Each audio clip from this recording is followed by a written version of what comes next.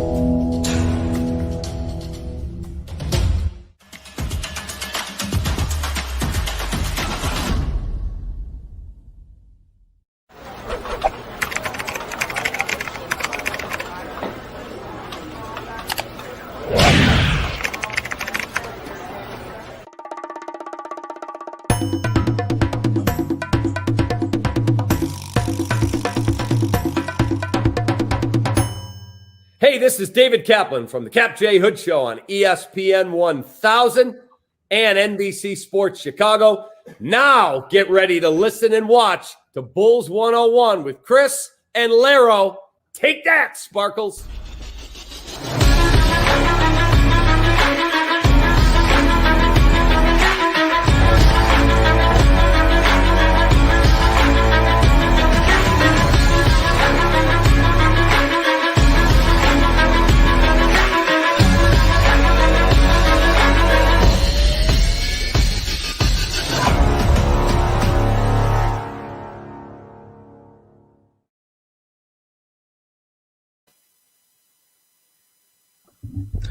Hello and welcome to another edition of Bulls 101.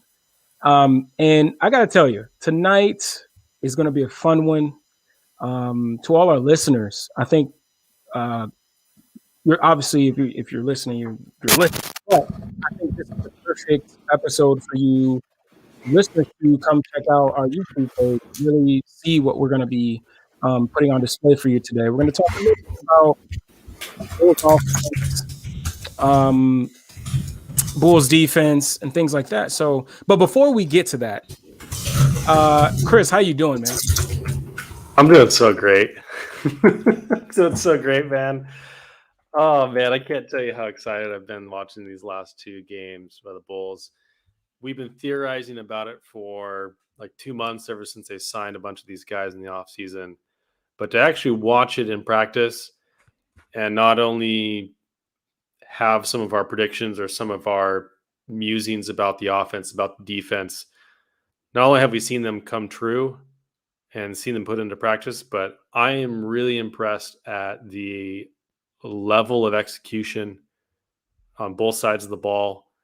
I'm especially impressed with the defense. I know we're going to get into both defense and offense tonight, but I'm ready for a good time. I know that it's, I hate preseason monikers.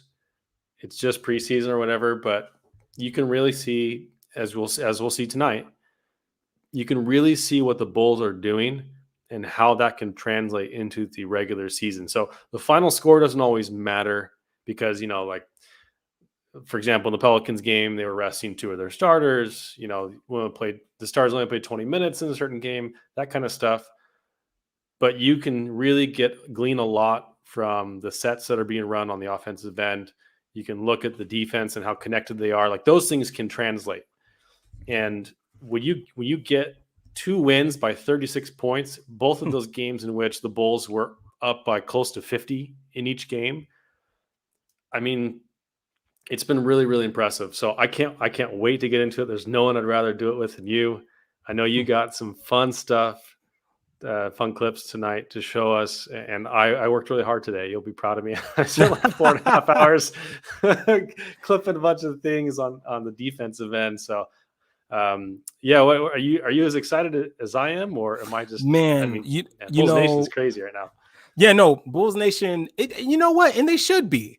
And who cares about what John Hollinger is talking about?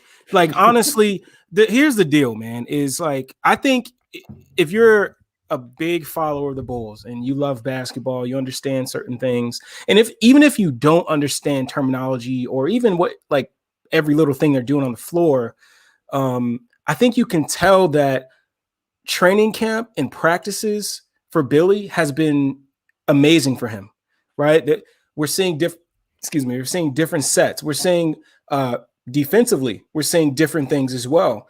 And I've been encouraged by Billy, right? ATOs have been really nice.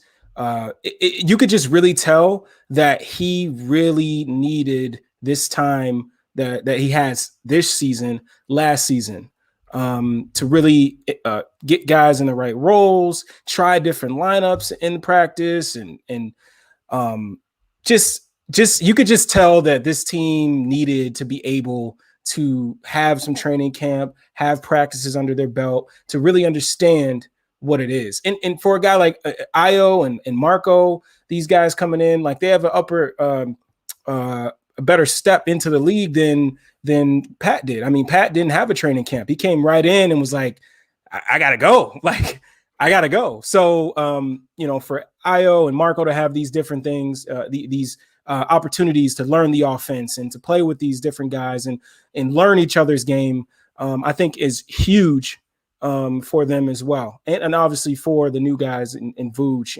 and DeMar and Lonzo being able to play off each other in practice. And it shows on the floor, man. It's been really fun. And yeah, the teams that we've played, they've been a little rough. But I think if you really look at how Cleveland was playing against the Bulls and how the Pelicans played against the Bulls, they kind of made the Bulls have to do certain different things each game. So I think you were able to see different things, and it's fun, man. I'm excited. Man, I'm excited for this team. I really am, man. It's going to be a lot of fun. I'm telling you, man, I was excited before I saw this, and my excitement level is as high as it's ever been for me as a Bulls fan. I'm even wearing my Bulls jersey tonight. I'm ready to go. I was going to do a hat too, but I was like, all right, I don't want to overdo it. But I'm so stoked. You mentioned also shout out to the guys hanging out with us tonight, Torian, Salim, Daniel's back in the fold. Luis, thank you guys for hanging out, your comments. I know you guys are excited as we are. So let's talk about let's just talk kind of high level real quick. I know that's your favorite kind of analysis. Oh my gosh. I'll never let you guys are gonna let that go. Oh, inside joke. Man, but if we just talk at a high level, you mentioned Billy Donovan and how you've been impressed with him. I have too. What we know that Billy has always had, I think his major strength has always been putting guys in the best positions to fit their skill set. Yeah. He hasn't always been good at, ETOs and like kind of the in-game adjustments, X's and O's things, at least historically, his teams haven't been, towards the top of the league in that. And, his playoff record has not been as stellar as some would like it to be. But as far as the things we've seen in the first 2 preseason games, the rotations have made a lot of sense. I really like what he's done keeping Zach and Vooch together and then keeping DeMar and Lonzo Ball together. You notice he kind of takes those two in pairs off the floor and on the floor. And I think it's especially important for DeMar, as we'll get into on the defensive end, to maximize what he can do as a defender, because he's pretty limited, or has been in the past. Now, there's been some pleasant surprises on the defensive end, and there's also been kind of some expected faux pas. But I'm really impressed with what's happened on both ends of the floor. Yeah. And we can start with the defense if you'd like, because that's the end of the floor that I've really been impressed with, and some of the things that they've implemented that we kind of talked about, I've been really impressed. So yeah, Daniel's here. No, I wasn't missing this one. Appreciate you. High Level Larro, this is his new nickname. Salim, man, he's never gonna let this die either. Yeah, Louis, right. You can see the vets elevating to play the younger guys, bench players. Actually, I want to talk about Javonte Green real quick before we kind of get into the nitty gritty. But yeah, he's really shown out his athleticism and his defense. I mean, he stopped Lowry. He stopped Jared Allen. He stopped rookie Evan Mobley. I mean, he was pretty phenomenal as an on-ball defender in the post. And you saw him against the Pels, where he didn't have quite that same role, but he was getting steals and just aggressive, and just lovely to see. I think he works really well with the starters because he has so much room to operate as a cutter, and he has room, to be aggressive on the perimeter and in the post. So I've been really impressed with Javonte. I know we'll get into that a little bit more, but the guy I really want to talk about to start off is Alex Caruso. I'm already taking a victory lap in the preseason. I love Alex Caruso. I wanted the Bulls to sign him this offseason. I had no inkling that they would do so. But when they did, I think he's the most underrated signing of the entire offseason of any team. He does, and you guys, if you watch these first two games, you see it on both ends of the floor. He's just such a perfect glue guy. He fills in gaps wherever he needs to. He's such a good defender. He's a great passer. He just sees the floor and reads the game at a speed that is similar, I think, to Lonzo Ball. And those two together on the court have been absolutely dynamite for our offense and defense so far. So I'm really excited to see the potential there. So let's see. Anything you want to get to before we actually dive into the film here? Because I did want to dive into some Alex Caruso film. I think before, if people have been like listening to us for a little bit, you'll know that we've been big fans of these guys. We've talked. I can't tell you how many episodes we've talked about Lonzo. Before he was a Bull, and you bringing up, he's a realistic option, and we talked about Caruso, and and it's crazy. It's really crazy to see how well these guys are playing with each other. You would think that they have been playing with each other for seasons. It's just really fun to see how this group is coming together so far, and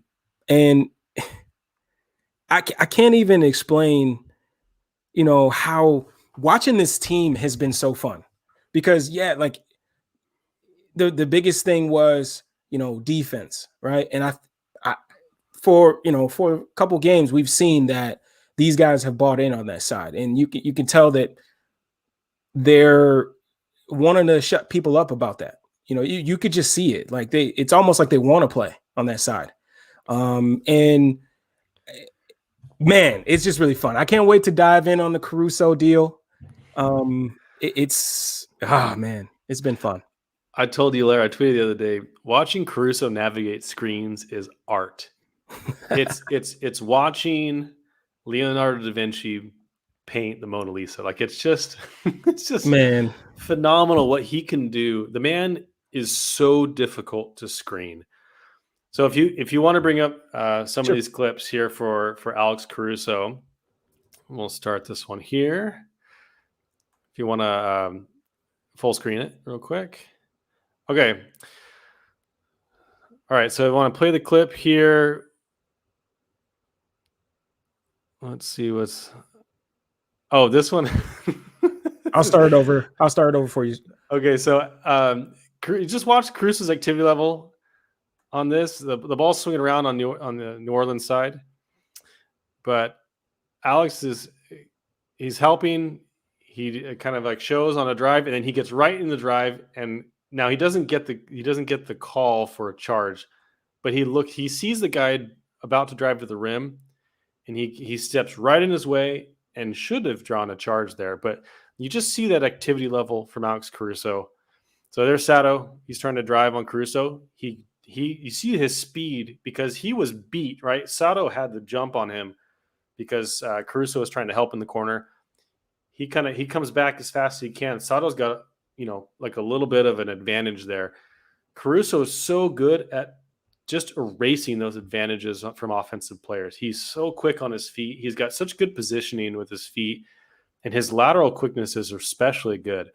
And so he erases Sato's drive, forces Sato to pass out, and then the other guy comes in. I think it's number 13. Kyra. It's Kyra. Oh, Kyra Lewis. Okay. So Kyra Lewis comes, catches the ball at the top of the key, drives past DeMar, and Alex Caruso is waiting there to take a charge and forces Kyra Lewis to pass out to, I think, is Najee Marshall. So, yeah. I just don't understand how that wasn't a charge. It should have been a charge. There were a couple times during this game that it should have been a charge, or that Caruso was right where he should have been. The guy just does things that won't show up in the box score, and he's just amazing. So, yeah, that was a great first clip. Just his activity level in general. So if we want to go to the next one, they're all kind of in a line here because I don't want you to have to load. I did over 30 clips here. All right, so here's the second one. Alex Caruso Najee Marshall. Did I say Najee Marshall? No, Kyra Lewis, sorry, is at the top of the key. And I believe it's Jonas. Is it Jonas or no? This is Hernan Gomez. Yeah, Hernan Gomez is going to come set a screen on his right side at the top of the key. Look at Caruso, gets right into Hernan Gomez's body. He's just so good at navigating the screen, and then he locks and trails, and it forces Kyra Lewis to pass back. Let me see here. Yeah, so you just watch. It's really, really difficult, even when you are really, really good, as Alex Caruso is, at navigating screens. The offensive player almost always gets some sort of advantage anyway. Yeah. But if you watch how fast he gets around the screen and locks and trails behind him, stays on that right hip, and Alize Johnson is there to kind of meet him and forces that pass. I just wanted to kind of, and now he gets, they get a point out of that, but that's really good defense from Alex Caruso. All right, so if we go to the next one here. All right, Alex Caruso is going to get, there's a little a screen on the baseline here that he has to get around to come up to the top of the key, and then he goes around Valanciunas at the top of the key. Then he kind of digs on Valanciunas and forces this kind of tough shot against Alize Johnson in the post. And he's a guy that gives you multiple efforts on the defensive end.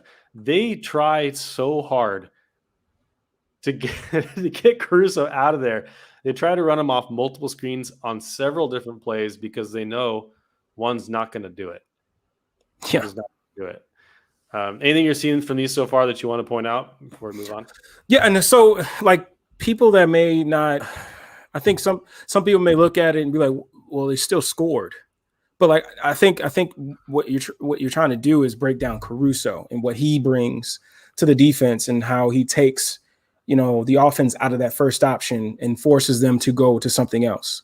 And that is what you want your point of attack guy to do. You want him to take away that first option or what they want to get to and force them to do something else. Because obviously, you'll take your chances with Hernan Gomez, over Sato coming off, and it's just if you just watch him, you know what I mean? Like he's just different. Yeah, so that clip right there, if you want to go back on that one's my favorite clip of the whole thing. So Alex Caruso comes off two screens he comes off 2 screens. Stonewall Sato has him go all the way back to 3-point line. Sato's forced to pass inside, and then Caruso comes in and digs on Hernan Gomez and forces him into a tough shot. So he navigated 2 screens, got back in front of his man. So as you mentioned, Larro, you really want to blow up that first action. Yep. And he blows up the first action so well. And even if not, he gets them into the toughest position possible in that action. And so even if the guy gets an advantage, Caruso will get back and to negate the advantage that was created by the offensive player, the ball handler. He'll either contest a tough mid-range shot, or he'll like cut off a passing lane, forcing him to, and he'll like force him right into the big, which is exactly what you want. He's so good. He's going to be so good for Tony Bradley, for Alize Johnson, for Vooch, whoever's playing center behind him. He's going to give them so much more time to get correct positioning. Yeah. And that is, as you mentioned, it doesn't matter if the ball goes in the basket necessarily. You want to look at the process. You want to give them, every possession is about making them take the toughest shot possible. At the worst possible amount of time left, right? That you want them to drag out the clock, blow up their first action, blow up their second action, force them into a tough isolation or like a mid-range runner, these kind of things. So I just love what I see from Caruso here on that play specifically.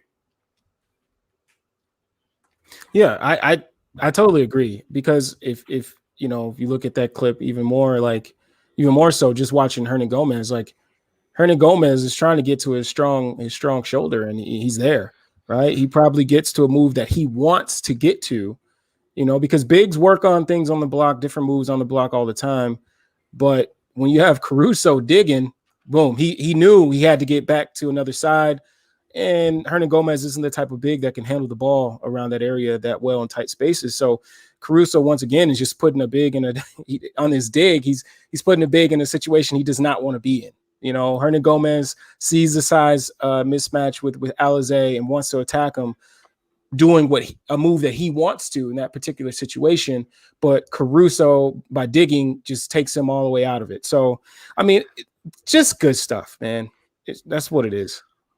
I also love, if you go back to that one real quick, I love the positioning of Zach and Stanley Johnson on this. They're on the weak side baseline along the key. Well, Zach's on the baseline at the key, and then Stanley Johnson's at the elbow. So as Hernan Gomez is now, you got Alize Johnson in front of him, you got Caruso digging in from behind. He's forced, he thinks he's got a mismatch. Caruso comes in, pressures him, and then right as Caruso comes in to pressure him, Zach and Stanley have their eyes back and forth on the swivel, and they're standing right in the passing lanes. So he's cutting off the pass for Hernan Gomez. So it forces Hernan Gomez to either make an errant pass, and we've seen so far in 2 preseason games, the opposing offenses, when they get in a tough situation, try to make a little pass to get back out. Yeah. And Lonzo, Caruso, Zach have gotten tons and tons of steals. Javonte Green's gotten tons of steals off those types of actions because they're cutting off the passing lanes. They know if we do our jobs, he's either going to have to shoot a contested, mid-range shot, or they're going to have to pass out. And we know exactly where they're going to pass because we know Alex Caruso, Alize Johnson, DeMar, Lonzo Ball are right where they should be. So it's all about making the offense do what you want them to do, rather than what the offense wants to do to you. That's, I think, the purpose of the defense here. So I love that positioning there. And there's that position you'll see on a bunch of different clips here. So if we go to the next one. You also real quick too, like TBJ as well, just being in good position because Hernan is looking for that back door here. And it's just not there. So again, everybody's just being in good position. That's really what it is. It's like you said. And we'll talk about Troy Brown Jr. because he gets back cut in the first game by Darius Garland. And the second game against the Pelicans, he was much, much better at making sure he was in correct position. So you saw there, he was making sure that when this guy cut baseline, he was right there in that passing lane to prevent that pass from happening. Yep. All right, let's see this next one here. Caruso, double 2 screens, gets right on Devontae Graham. Like, just look at this. Gets around the screen from Hart, gets around the screen from Valanciunas, beats Devontae Graham, who's pretty quick, to the rim, and it gives Alize Johnson a chance to come over from that high drop. Yeah. And Devontae Graham is now under the basket in the air with Alize Johnson and Caruso behind him, and Stanley Johnson coming from the weak side along the baseline. And he's forced to make it just a really, really tough pass. And that's all because Caruso navigated the screens, locked and trailed, and got back in the play and made it really, really tough on Devontae Graham. And it just blew up that action. And I think they got a steal out of that, if I remember right. Let's see. Yep. Yeah, I think they did. Yeah, I cut it off there, but he made a tough pass, and I think Lonzo Ball gets the steal there, and then we get a free outlet. So, my goodness, man, like the fact that he takes two, he gets one from Josh Hart, another one from Big Val, and the fact he makes we're going to talk about it again. Because I think our very, very, very first episode was about the drop coverage. Yes, it was. And we didn't have a guy. Shout out Stacey King. Right. We didn't have a guy that, for instance, right, this clip, he gets hit by two, but he doesn't die. He doesn't die on the screen. He still fights to get back, which makes his job so much easier. Right. Yeah. If Caruso dies on that screen, it's a 2-on-1. Right. But since Caruso's still fighting back, now he kind of, jabs at the ball handler and is still able to get back because Caruso is right here on his hip. And that is the subtle things that this Bulls team didn't have last year. We didn't have a guy. I mean, look, Val is a big dude, man. That's not some small forward or two guards setting a screen on him. That's a big dude sticking his hip out, and he gets by. And look at this. I mean, you got Lonzo here, who's smart, already ready to make a play. You know, you got. Obviously, you're not going to help here, but he's in good position to, if he does pass, he can get a hand on the ball. DeMar is even tagging a little bit here too. So it's just it's just good stuff, man. And these are just good clips, man. They really show what he brings. It's such a difference.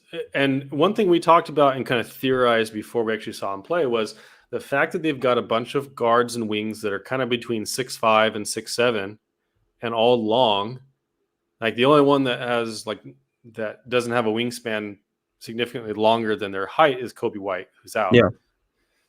But you got Zach, Lonzo, Caruso, Troy Brown Jr., even Alize Johnson. There's a clip I've gotten here later where Alize Johnson's the 5, but they're playing 1 through 5 switch. They can switch anybody 1 through 5. That's huge, and they're all so athletic. Javonte Green, he's 6'4", but he's super athletic, strong. I think and strong, and Stanley Johnson super strong.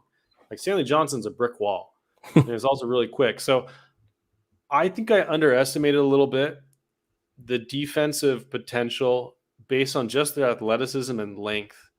I know we talked about the idea of switching, and we'll get to that. We'll see some of these clips where they do in fact switch. You'll notice that they switch a lot more when DeMar or Zach is the one being put in the pick and roll. Yeah. They'll usually switch it with Lonzo or Caruso. They can make it easier on those guys. And if it's Caruso and Lonzo, they're usually not switching as often because those guys are a little bit better at navigating screens. I mean, obviously Caruso's one of the best in the league at it. Yeah. But I just love here. They've got Vooch playing in a little bit higher in the drop. Yep. Than they did last year. And then when they had Wendell and Gafford in the drop last year, and you see that they've got the low man on each side kind of digging in. Yep. The weak side and the strong side, they'll both kind of put one foot right on the edge of the key, basically. And now what you do in that instance is what you want the offense to do is pass out to the corner three. Like, that's the weakness, right? Like, you're kind of taking away that mid range a little bit, and because you've got such good screen navigators, it removes that possibility and it forces them into making a tough pass. And you've got athletic guys on the weak and the strong side that are kind of digging in and showing. Yep. That can show a little bit, dig in if there's a drive, but are athletic enough to make it out and contest and get back to that corner if that corner shot, if they make a pass out to the corner. So that's something I saw a lot in these clips early on. Here's one with Vooch. Caruso is put in roll with Vooch. Sorry, I went away. Okay, so yeah, Caruso is being screened by Valanciunas. Vooch is, and this is at the kind of on the wing, on the right wing at the top of the key. Vooch is all the way almost at the level of the screen. Yeah. It's really high for Vooch to be, actually. And now as Caruso comes around the screen, no advantage is lost. Nope. None. Caruso is so good at that screen that now Vooch is in perfect position. He's kind of showing on Caruso's guy, but he sees Valanciunas coming in, diving in. And you also see Javonte Green. He's shown here at the elbow. Yep. Because he sees what's going on. And I think it's Troy Brown Jr. On the weak side there with, Troy Brown Jr. Yep. He's in position and he's ready to get in that passing lane if they want to throw it to the corner where Garrett Temple is. Yep. And so now you've got a situation where I think is it Devontae Graham or is it Nickeil Alexander-Walker? Maybe I think it's Nickeil. Right here. No, with the ball in his hands. Oh crap! Let me go back a little bit. I think it is him. Is it Nickeil? Yeah, it's Nickeil. Yeah, so Nickeil is now in a really tough spot. So he gets all the way to the paint, but now you got Vooch on one side, Alex Caruso on his hip, and then you got I think it's Lonzo behind him, so he can't make that pass. And now he's really in a tough spot. And I think he ends up. Let's see what he ends up doing here. He takes a fadeaway jumper from the mid-range. That is a perfect defensive possession from the Bulls. And it's made possible because Alex Caruso was so good at navigating that screen that Nickeil never had an advantage to take advantage of. Never had it. And everyone else was in the right position to cut off any passing lanes. Valanciunas couldn't roll to the basket. I mean, it's just, this is what we did not have last year. So when people talk about the Bulls being a bottom five defense, they just don't know what they're talking about because they're looking at individual pieces and they're looking at the prior idea we had of their individual defense. But defense is a team concept. It's a team thing. And if you've got guys that are athletic and on a string, it doesn't matter as much if the individual guy is a weak individual defender. If you got guys on a string, and especially with Vooch here, Vooch doesn't have to be a world beater on defense. He just has to be in the way and big. And that's what he can do. And if you've got guys like Lonzo, Caruso, Javonte Green, Troy Brown Jr. out on the perimeter that can just give you that half second to, just that little half second extra time to get in the right position, you've taken away so much from the offenses that they're not going to be able to take advantage of Vooch in the way that I think a lot of national people think that they will be able to. And so I've been so encouraged by this, and the personnel is what makes it possible. Having guys like Javonte, like Caruso, like Lonzo, who are smart and in the right position and athletic, makes that possible. Yeah. Sorry for the rant. No, dude. Hey, look, I love it. I'm loving everything I'm hearing right now. So rant on, brother. But like, one of the things I love too, right, is something so simple, but it's something that doesn't necessarily happen all the time. And that is like Vooch, right? The position, as soon as the shot goes up, he's got an arm in Val's chest, and Val's not going to get that rebound. So, he takes the best rebounder on their team out of the picture, and it's just like the little stuff like that you have to notice, right? Like, defensive rebound, like Vooch as well is another great person on defense as well, and drop, because a big part of playing defense is when you get teams to miss, is to rebound the ball. So, and that's what he does really well. And on that play, he couldn't get it, so he boxed his man out so somebody else on his team can get it. And just stuff that you just love to watch. You know what I mean? Like, Beautiful. I'm happy, man. I am. I think there might be one more here. Yep. Okay. So there's one more. I think it's Hernan Gomez screening Caruso at the top of the key, kind of on the left wing a little bit. And I believe that's Najee. No, it's Najee Marshall. Yep. Najee Marshall's the ball handler coming around. Vooch is right at the nail. Look at that. I think it's Lonzo that comes in. So this is the only screen I could find out of 2 full games where Caruso lost a step on the screen. But you notice Lonzo Ball comes in and he takes away the advantage that Najee Marshall gets. So watch here. Comes around. Lonzo Ball sees it and just does a little bit of dig, and that forces Najee Marshall to take a little, like a bigger dribble than he wanted to, and slows him down. And in that half second, they end up switching the play, and then you see Caruso now is on Hernan Gomez boxing him out.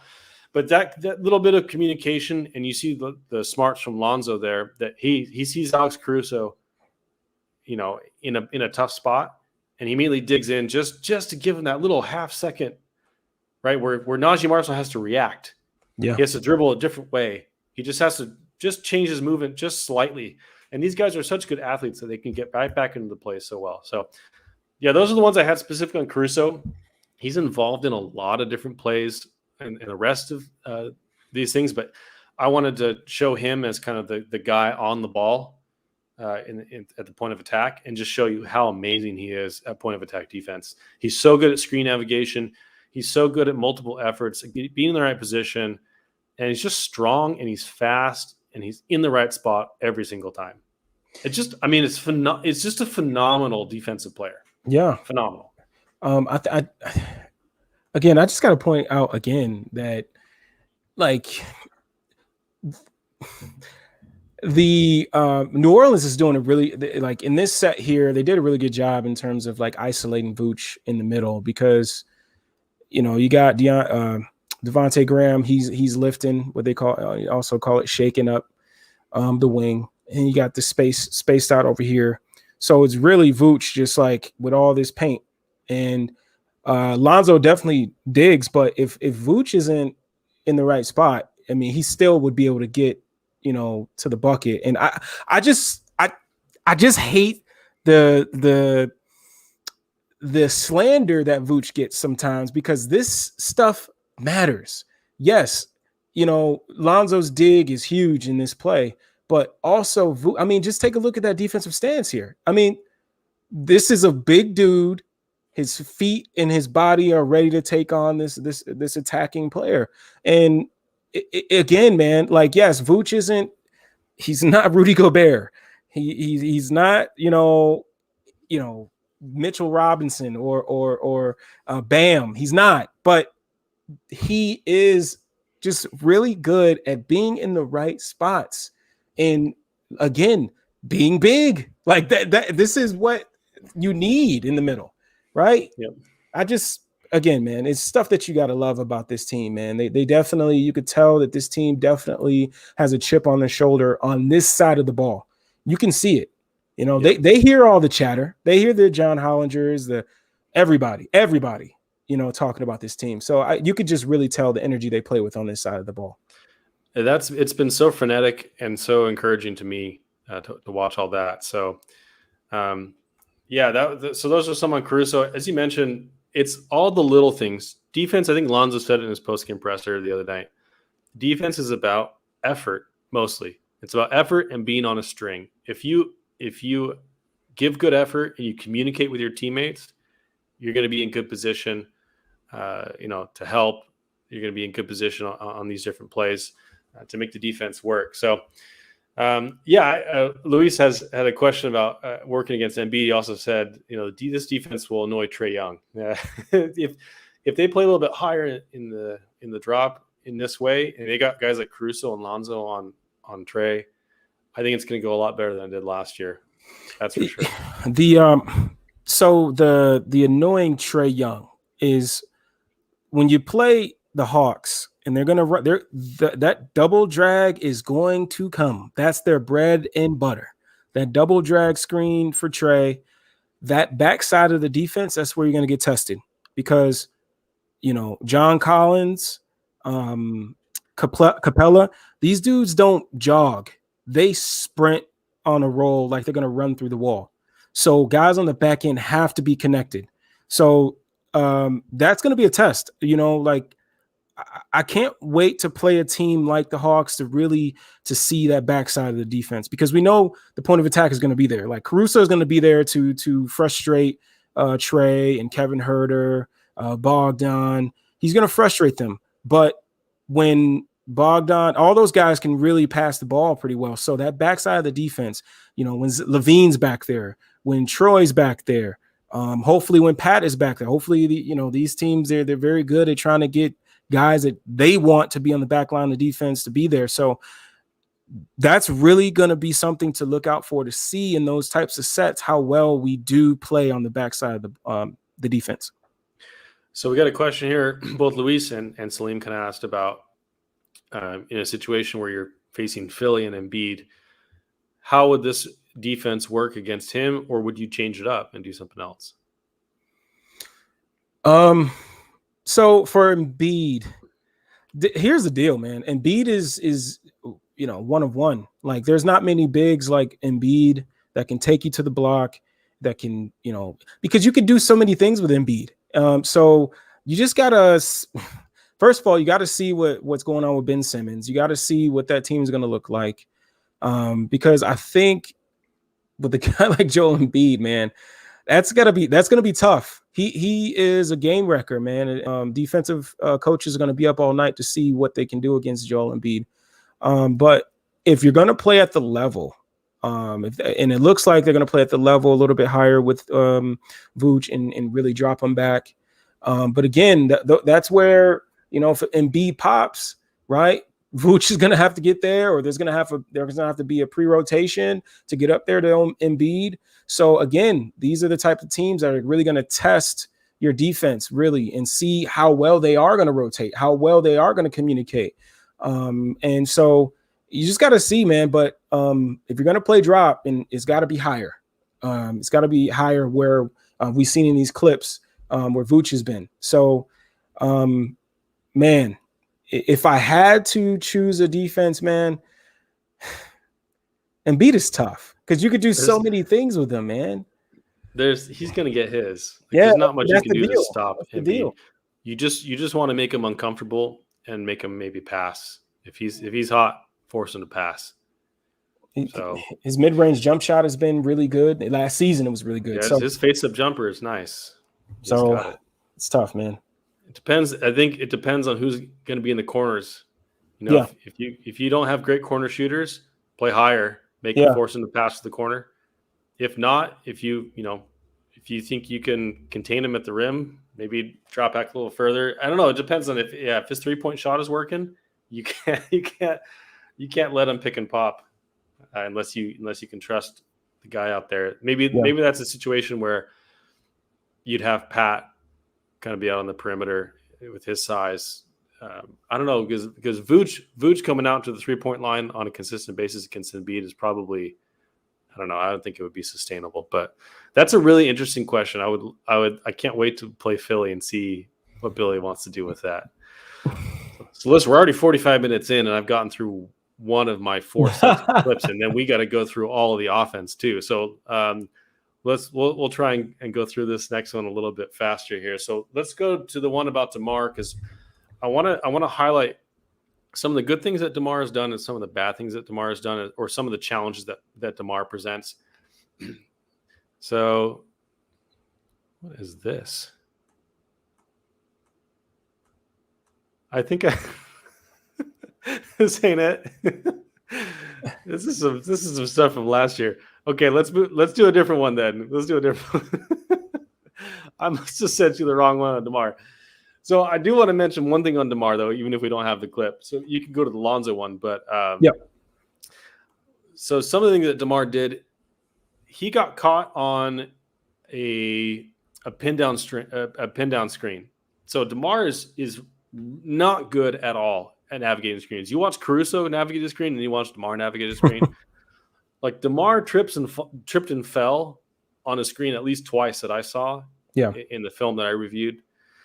And then he just gets caught on it. Like he doesn't navigate the right way. And so he hits the big in the worst way. And just, it really screws up the defense.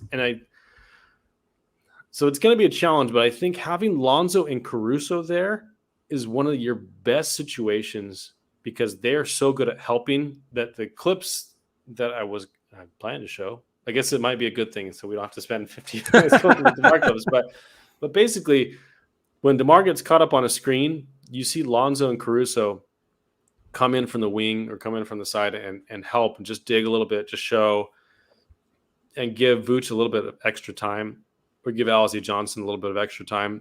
I really like the bench lineup, as I mentioned before, of DeMar and Lonzo Ball together. Yeah. I really think you need one of Lonzo or Caruso or both with DeMar on the floor at all times. Just the defense they provide, the shooting is really, really key. I think Kobe's going to be a really key factor there. Troy Brown Jr. also was really good with DeMar on the floor. And I thought Alizé Johnson did a great job as well. Like that lineup, if you think of a lineup with Caruso, Kobe, DeMar, Alizé Johnson, Troy Brown Jr. as your five on the floor, not your center. I want to be clear on that. Troy Brown Jr. is not a center. Or if you want to switch out Lonzo and Caruso, right? That's a good lineup where you have good spacing, good shooting, and you got some defense there and some switchability for the guards. But DeMar is going to be an issue. There was one really great defensive rotation that he made. Yeah. There was a play where he was on the weak side on the baseline, guarding the guy in the corner. So he was the low man in the situation. And the guy came around the pick and roll, saw that Vooch had to step up and was kind of just out of position. And DeMar makes the right rotation, helps the helper, because Vooch stepped up to help. And then DeMar cuts over on the baseline and meets, I think it was Jarrett Allen at the rim and blocked Jarrett Allen at the rim. And he just made a tiny rotation. It was beautiful. Beautiful. So I wish I had the clip. I'm sure you guys can find it. I think some people pointed out on Twitter as well. But I loved that clip of DeMar.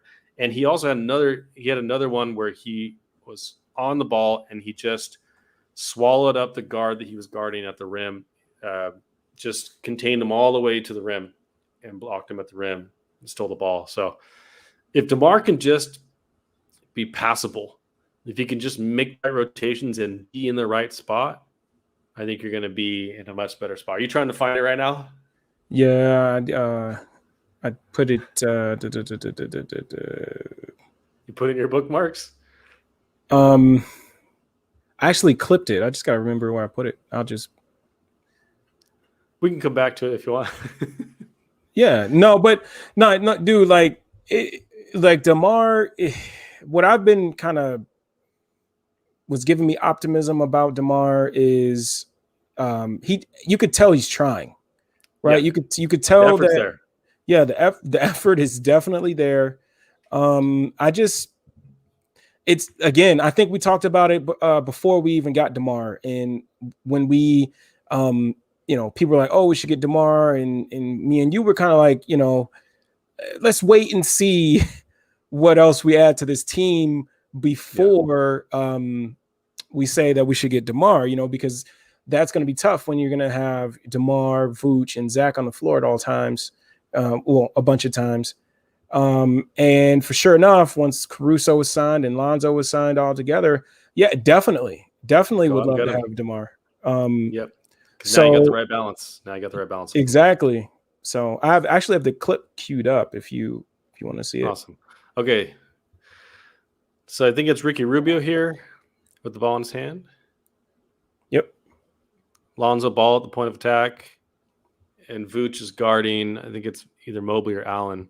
Jarrett Allen. So Zach comes around the screen.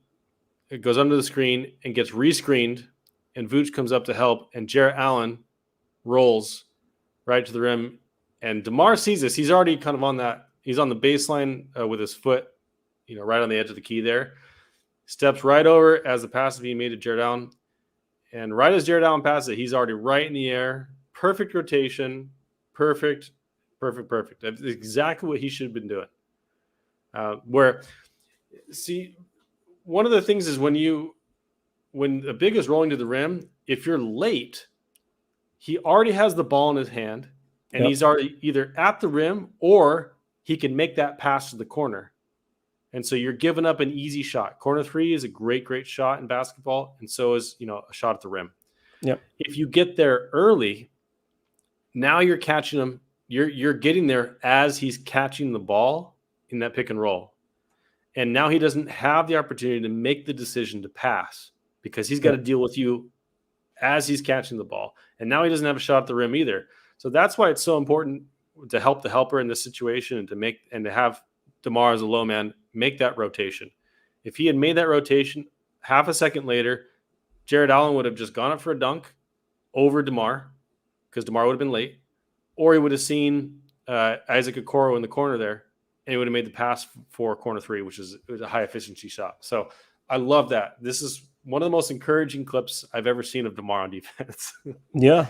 And it happened, 7 minutes into the first quarter against the Cleveland Cavaliers. Yeah. He is definitely he's trying, and that's all you can really ask for from a guy like DeMar, really, because he's not going to turn into Tony Allen. He's not going to turn into anybody of that ilk. So all you can ask for as a coach and as a fan is to see him give effort. And as long as he's giving effort, that's all you can ask for, man. Yeah. What's up, Marcus? Nice to see you, my man. Nice to see you. Yo, what's up, We're man? doing some film reviews. So, all right, I got the next one here. Got some of Lonzo, and then I kind of just wanted to show what the defense looks like what they're trying to run in general. So if you want to pull up the one with Lonzo here, we'll set this one up. So I got a couple of Lonzo being screened just to show you kind of that Lonzo isn't as good as Caruso when you get screened. So here's Devontae Graham as the ball handler. Lonzo gets screened by Jonas Valanciunas. He gets around it fairly well, but he is behind. But he does a great job of locking and trailing. He's right on Devontae's hip, right behind him. And just that pressure forces him to make that pass. You see Vooch here. He's backpedaling towards the rim. And you see Javonte Green as well. And Zach LaVine on the other side. They're the low men on each side, on the weak and the strong side here. And so they kind of just take a little bit of step in. And you see they're looking right at the ball handler, waiting for him to motion where he's gonna put that ball. And so he ends up putting it in the strong side corner, and Zach goes out and is able to get a decent contest, and it's almost an air ball. So Can I say something really quick? Yeah. I don't want to talk this whole time. I just want to say that play makes me proud. And it's not Lonzo. I think last year every Bulls fan will know what I mean by this. And look at that closeout by Zach. I think when you play basketball, I think a lot of people think, you got to jump to contest, you got to try to block a shot. There aren't many people that can block shots like this. Anthony Davis, Rudy Gobert, Bam, they're elite defenders may be able to jump and block shots at the 3-point line. But if you're not those guys, close out just like Zach did, right? Close out control with a hand up. If he makes it over a good closeout with a hand up, you tip your cap. That's how you stay away from fouling 3-point shooters. And that's what we had a problem with last year. And just the fact of that closeout lets me know that these guys have looked at film. They have talked about that probably because it was a big Achilles heel for this team last year, especially in clutch moments. But it like that right there makes me feel good. Just watching that as well lets me know that these guys have been practicing and understand what a controlled closeout is. And yeah, man, that's all I really have to say. I just really, really love that. No, it's great. He does a hard closeout, but he doesn't do a flyby, but he gets over. He gets over to the right side, gives the shooter room to land, but gets a hand up in the air, and that's what you're supposed to do. Yep. That's what you're supposed to do. And then you look at the rebounding. It's like gang rebounding. So Valanciunas, as you said, Vooch has his elbow right in his chest again. Yep. And that gives Javonte Green and Lonzo Ball a chance to pick up that ball and then start the break. So that was a great first play there. All right, so this next one, let's see. Lonzo Ball is, they're going to do a little dribble handoff here. Yep. With Javonte Green. I love this. This is about Javonte Green. Javonte Green anticipates the screen. Gosh. He knows it's coming. Gets right in the middle of it and gets a steal out of it. It just wedges himself right between those two players and just blows up the handoff. My gosh. He's really smart. Just a really smart basketball player. He does this twice in a row, I believe.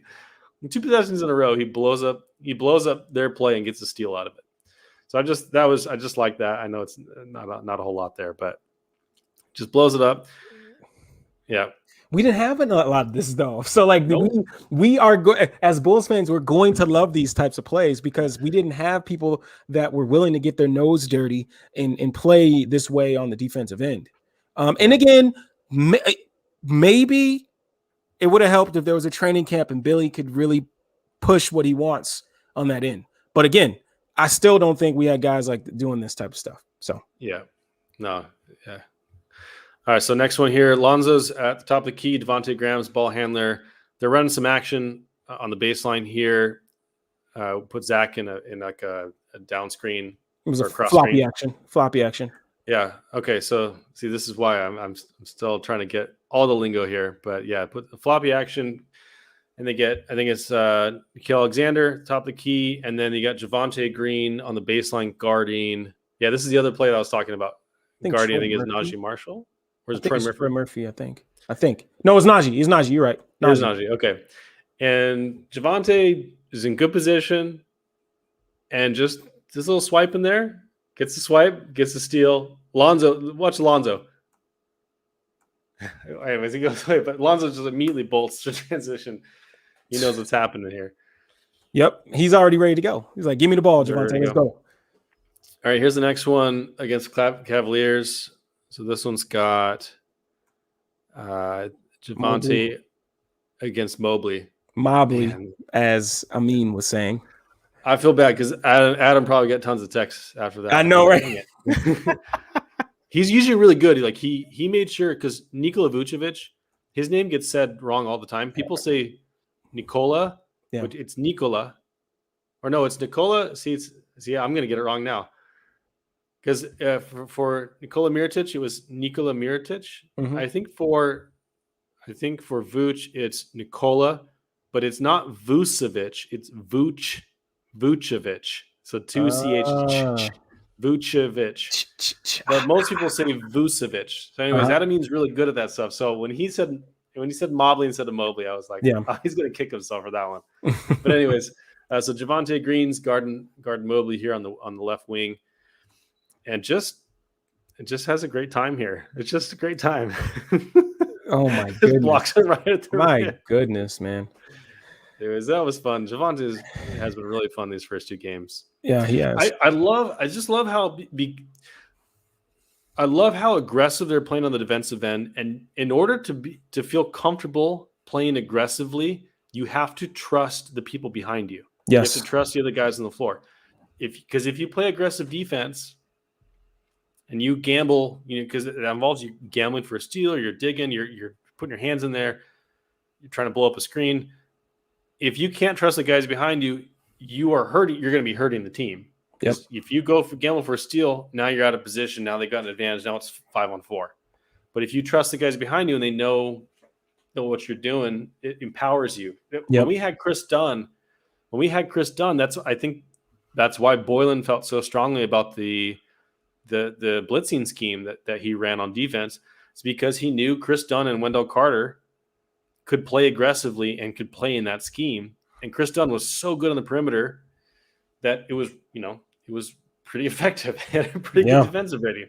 even though they ended up giving. The problem is they ended up giving up a lot of corner threes and dunks because when it didn't work, the other three guys couldn't be trusted on defense and didn't make the proper rotations. So, anyways, having guys like Caruso and Lonzo are huge. Devontae allows them to play aggressively, and that makes Vooch's job a lot easier. So, anyways, I've said enough on that. Okay, so here's one in transition. I think it's just Caruso and Lonzo. I love watching these two guys. So they're both here on the perimeter. They're just making Devontae Graham and Nickeil Walker-Alexander. They're making their lives so difficult here. So if you want to play this, look at just their heads on the swivel. They're in the right position. They're like they see the same play. You see them walking almost with each other in unison. Yeah, that's crazy. They just know. So that right at the end of the play. Okay, if you go back here a little bit further. So right where Lonzo gets screened. Okay, so Lonzo gets screened, does a great job of screen navigation, gets right on Devontae Graham's hip as Vooch meets him kind of at that right elbow. Devontae is going to take this. It looks like he's going to take this pull-up three and then decides to pass it to a rolling Valanciunas. Caruso sees this as it's happening, and even though it looks like he's going to take a pull-up three, Caruso's like, I see Vooch, I see Valanciunas rolling to the rim, gets right in his way. And watch this. So he makes the pass. And now, now see, because he made the right rotation at the right time, he's already there he's already guarding him in his shirt before Valanciunas even catches the ball. And so Valanciunas has to make a quick decision and just tries to pass it because he has nowhere else to go. And because he sees DeMar DeRozan and Zach LaVine in the corners here. They're the ones helping from the corners. They're all ready to meet at the rim. He's forced to make this pass to the corner here. Good stuff. You know, I'm sitting here and I'm watching this still, and can we talk about we haven't Zach LaVine. I just want to say I'm so proud of that dude because I got some clips. He's doing well. Like the fact that he's here, right? That's already nice because I think he knows, okay, I can come down harder on since I'm on the strong side because Vooch can easily rotate over there to Garrett Temple. And then if that passes out there, DeMar can get here, boom, he could. It's just everything in this still makes sense. And I love it, man. You could just, again, the energy on this side of the ball is apparent, man. I feel like these guys have something to prove. And you could just tell. I love everything about it. Yeah, they know it. They know it. So, yeah, you can keep playing this one. All right, so here's another one. This is one where Lonzo gets a cross screen here at the nail. And then DeMar, sorry, not DeMar. Caruso tries to get screened by and just makes up ground. Is now in position in the key. So you see Valanciunas tries to screen Lonzo or tries to screen Caruso. No advantage created. While Lonzo comes around, keeps right on his hip, and puts Alizé Johnson in perfect position to contest. And if you look at where he takes that shot. Because Osato comes over to, I think that's Najee, right? At the headband. I think Kira. I don't know why I keep confusing those two. I apologize to both those players. it's a little grainy that I just can't see. I can't tell who's there. But it gives Alizé Johnson just a quick second here to get right in front of him, and Alex Caruso immediately looks towards Valanciunas and Sato, who are kind of trailing, and immediately tries to get a body on both of those guys to prevent them from getting a pass and getting a rebound. Just, man, it's so smart. It's just smart defense. Where has this been? I know. And here it is, man. Here it is. Zoe going to get the board. Caruso's already leaking out. Yep. Already leaking out. This just. And that's the thing. They talked about this. And they said, hey, Billy Donovan showed us film of championship teams and their defense and the commitment they had to make on that end. Yep. And their defense, not only important because obviously you want people not to score, but it fuels their transition game, which is one of their major strengths because they've got Caruso and Lonzo, who are both great transition passers and playmakers. And you've got guys like DeMar, Zach, Derrick Jones Jr., Javonte Green. You got so many guys that kill it in transition. They're just so good. You got Kobe with the pull-up three. You got Vooch as a trailer three. You've got so many guys that are great in transition, and you've got two ball handlers who thrive in transition as playmakers in Alex Caruso and Lonzo Ball. So their commitment to the defensive end generates steals. Now we're not going to average.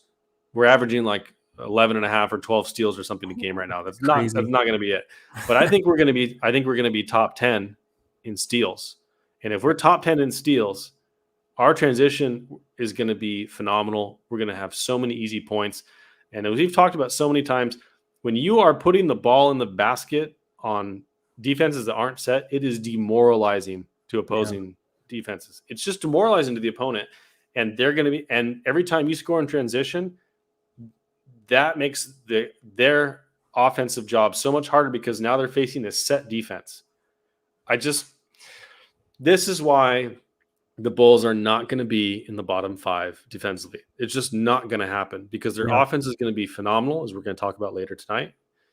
And their defense, if they can keep up this kind of defensive energy and this kind of connectivity, and it's amazing that these guys have played 2 games ever.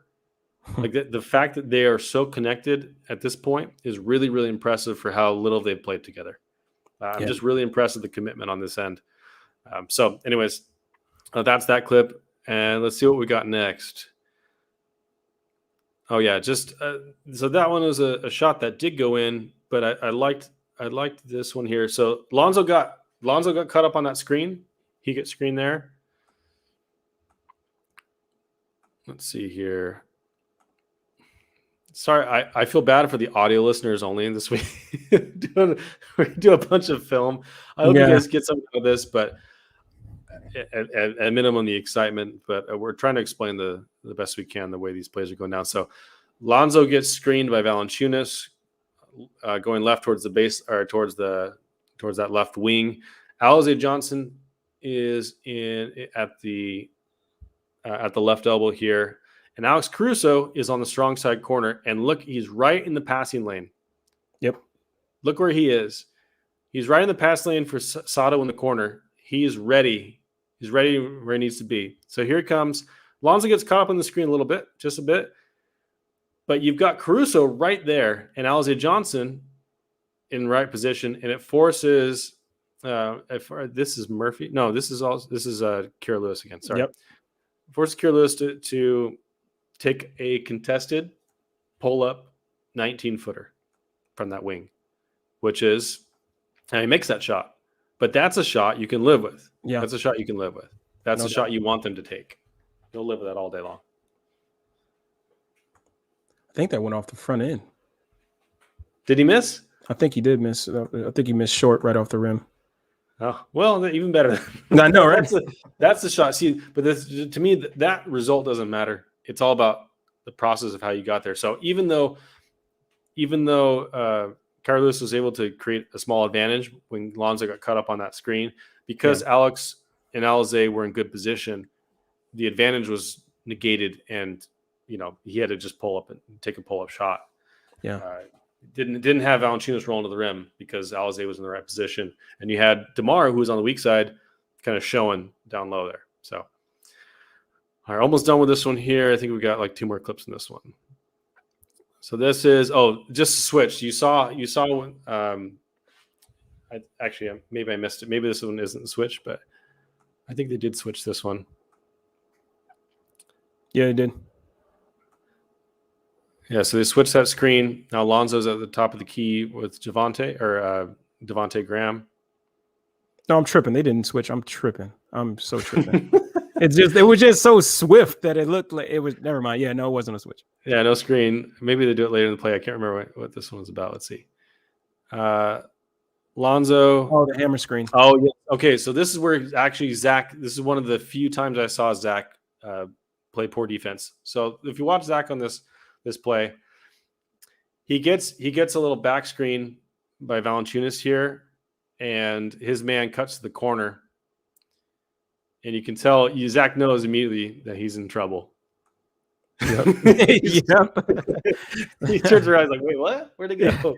And he had a wide open three off that hammer. So he misses it. But that was one of the few defensive miscues I did see, and this was early or late in the first of that New Orleans game. Yeah. So I think we got one more here on this one. Troy Brown Jr. I love this. So he makes a shot here. But I just liked the effort I saw Troy Brown. So Troy Brown gets screened by Hernan Gomez. Mm-hmm. He's a little bit behind on the play for Kyra Lewis, but he collects himself, gets right into that spot there, and is able to kind of just be a small deterrent to make him make that decision earlier than he wanted to be. Yeah, I mean, if Kira's knocking that down, hey, tip your cap. Now you saw a lot early in the offense for the New Orleans Pelicans. Valanciunas was cooking. Yeah, he was getting some open looks, but like those are looks. There were like short jumpers, contested jumpers. Like those are the ones you're willing to give up. Yeah, and no one else was really scoring. Yeah. Now, if Zion was playing, this probably would have been played out a lot differently because Zion has incredible rim pressure, and the only person on our team that I think has any chance of guarding Zion is probably Patrick Williams because he did last year. He was really effective. Good job last year. Yeah. The only other person is maybe Stanley Johnson. Is the only other person I try to put on him defensively. But that would have been a fun wrinkle to see because I don't think Javonte. For as great as Javonte is, I don't think Javonte Green can stay in front of Zion. Now, to be fair, almost no one in the league can. But yeah, no, you're right. All right, so here's one more from this Cavs game. There's a little. I think Matt Thomas gets a little like what's it called? A pin down screen. Oh, and this is the one where Troy Brown Jr. gets back cut in that first game. You see him, he just loses his man for just a second. He just loses sight of his man, so I think it's Garland. Is it Garland? Sexton. Oh, Sexton. Okay. So Sexton. Set him up. Yep. Set him up for that little back cut. And now Zach also is a little bit out of position there. If you can see that. He realizes it's too late. Yeah. That Sexton's making that cut. That's tough because you don't want to help out a strong side corner. If anything, let's see on the backside here. Let's see if they did a good job of. Yeah, see, it's actually pretty good timing because I guess you want Zach to be there, but then if Sexton gets stopped, that's Lowry can. We know Lowry can knock that down. I just think this side should have been ready to go, but they did a good job of interchanging, so they were a little bit. They were worried about that. Yeah, so that's just TBJ's got to do a better job, basically. Gotcha. Yep. All right, so that's what I had there, and then I had some Zach clips. So we'll just do a couple Zach clips, and then we'll move on to the offense here because I've taken up way too much time.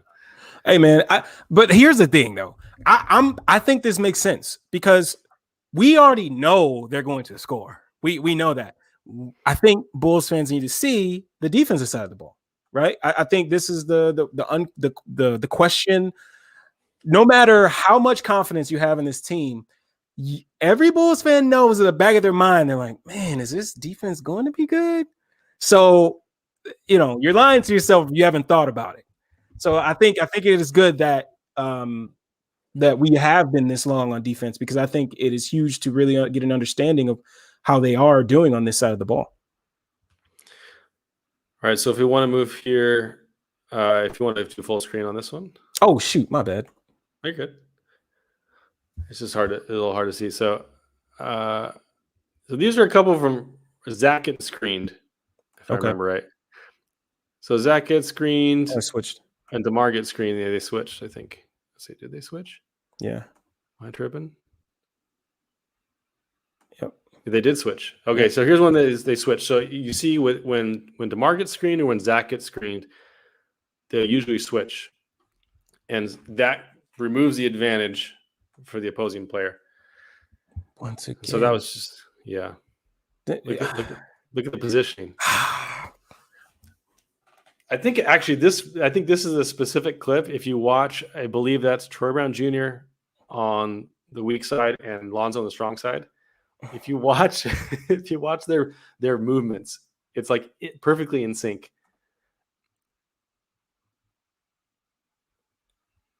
Yep. right as Nickeil Alexander starts diving towards the lane, both of them just show just a little bit. And Troy's looking. He knows that weak side pass is coming. And he's able to get out to the corner and contest. He's maybe a little bit late there, just by a smidge. On that play, if you watch Zach, like I think this is a little bit of Team USA still left in him because they did a X out was huge. So I think Zach was thinking he would go there and then TBJ would get here. If you just watch his move, you see he was like, oh wait, that's mine. Then he saw TBJ going there. So I think that's what Zach was thinking, that they would X out there. But still contested shot. TBJ still got there. So that's still good stuff. So that was just, I want to show that they are switching 1 through 4 on those types of things. So here's another one with Lonzo Ball here at the top of the key, and they're going to try and let's see what they're doing here. Oh, I just like Vooch on that one. Yes. I think it was just brother. I think it was Vooch. He fronts, Vooch fronts. But I actually liked Zach there too. Just Zach being aware, like as soon as he catches it, and Javonte being aware of where they needed to be position wise. Oh, this is what it is. Yes. So Javonte goes, he sees Valanciunas. They're gonna try and make that entry pass. If you pause it, Javonte goes, and as soon as Javonte starts going, Zach takes his man. He helps the helper. He slides over there, make sure that Trey Murphy is not going to get that easy lob in the dunker spot there. Guys, like listeners, listeners, that's good stuff. I'm telling you, I know a lot of you, maybe you don't have enough time to get to YouTube, but like if you ever have time to get to YouTube and are able to watch our show tonight, just taking a look at, Vooch, let's say for instance, Vooch wasn't able to disrupt this pass. Val is not even, his feet is not on the ground yet. And Javonte's already in motion to get there. Zach's head is already looking at where he should be going. I just Javonte's man helping the helper. Javonte is anticipating the pass. He knows exactly where he needs to be. He's going to be there at the right moment. Yep. But right when Valanciunas lands, Javonte Green's got his hands on his back. He's right there in position, and Zach has his hand touching Javonte Green's guy, making sure that he's not going to get a lob, right? Because Valanciunas could have passed it, could have dumped that off for an easy dunk or a reverse layup or something. So I love that from Zach being able to help the helper. That is big growth for Zach on the defensive end. So loved it. Anyways, let's see what this next one is. I lumped them all together by not in order. So let's see. Oh yeah, there they go. Switch again. Yep. So this time Lonzo was the guy getting screened, but they ended up switching. Shoot. So Devontae Graham or Lonzo's coming around, a screen by Valanciunas, top of the key on that right wing, and they do a little dribble handoff, and they immediately switch, and so that advantage is gone. And then I think, and just look at this. This is beautiful. Lonzo's got his hands up as he runs to the rim to make sure he's in that passing lane, make sure that pass doesn't happen. And then Zach navigates this little screen here fairly well, gives Vooch enough time, and then he's right back in the play to contest this shot. Yep. Right, he's going up for it. And then you got Lonzo Ball and Javonte Green walling off Valanciunas in the lane. Beautiful. That's a good Yep. possession. Even though it's a made shot, it's a good Yep. possession. That's what you want. Fundamentally sound. All right. Now this is where Zach gets screened. I love this. Now Valanciunas kind of go set screen a little bit early, Yep. if you notice. But Zach does a great job of getting right on Nikhil's hip, contesting that shot or that pass. Yeah, he tries to pass it, and then Lonzo help him from the weak side. He shows on the weak side. Nikhil makes that pass out to the corner, and Lonzo gets out and makes a pretty good contest there. Once Yep. again, control Good contest. closeout. Yes. Good contest. Yep. Love it. It's just beautiful stuff. I don't know why I couldn't stop smiling watching this game and then watching the film. I just was like, man, this is exactly what needs to happen. This is a good clip right here. This look at Kris. This is such a good clip. I'm just gonna, I'm gonna let you do your thing. No. I'm just saying. You want to pontificate on why this clip is so great? You got anything more to add to it? Obviously, Spain pick and roll here. I reckon this is the one I told you. I was like, hey, this is Spain pick and roll. Yeah. But what I love about this is Lonzo, right? Lonzo sees what's going on. Yep. And this is what it is. Yeah. Look at Vooch and Lonzo both call it out. Watch their hands. If you go back just a second, you see both of them go, hey, look what's going on. Watch this. Calls it out. Both of them call it out. It's crazy because I think Lonzo saw that Zach got hit pretty hard on the screen and was like, it's okay, bro. I got yours. Take mine. Yep. Immediately, that's the stuff that makes defenders like Zach that aren't horrible defenders, but aren't in that, you think of good defenders. That's the stuff that makes them better. Like you said, trusting their teammates. The fact that and even in Caruso, during the games, you hear Caruso. I remember there was a possession where Alizé had a mismatch on defense. I think he was on a guard, and he was doing really good, standing on his feet. And you hear Caruso say, "No foul, no foul, no foul, no foul." Just hearing that stuff, okay, cool, I'm good, just don't foul. You know what I mean? That's the stuff you need, man. Those Boston Celtic team, well, the one team that won a championship, KG, dude never stopped talking, never. And you need that. Guys, I love it. Yeah, this is a great clip. I recognize that Spain pick and roll. Lonzo sees it, and he's like, hey, I got your man. And then I think Vooch and Zach, they switch off onto their guys again. And now look at that shot. Lonzo forces Nikhil to pass out to that strong side corner.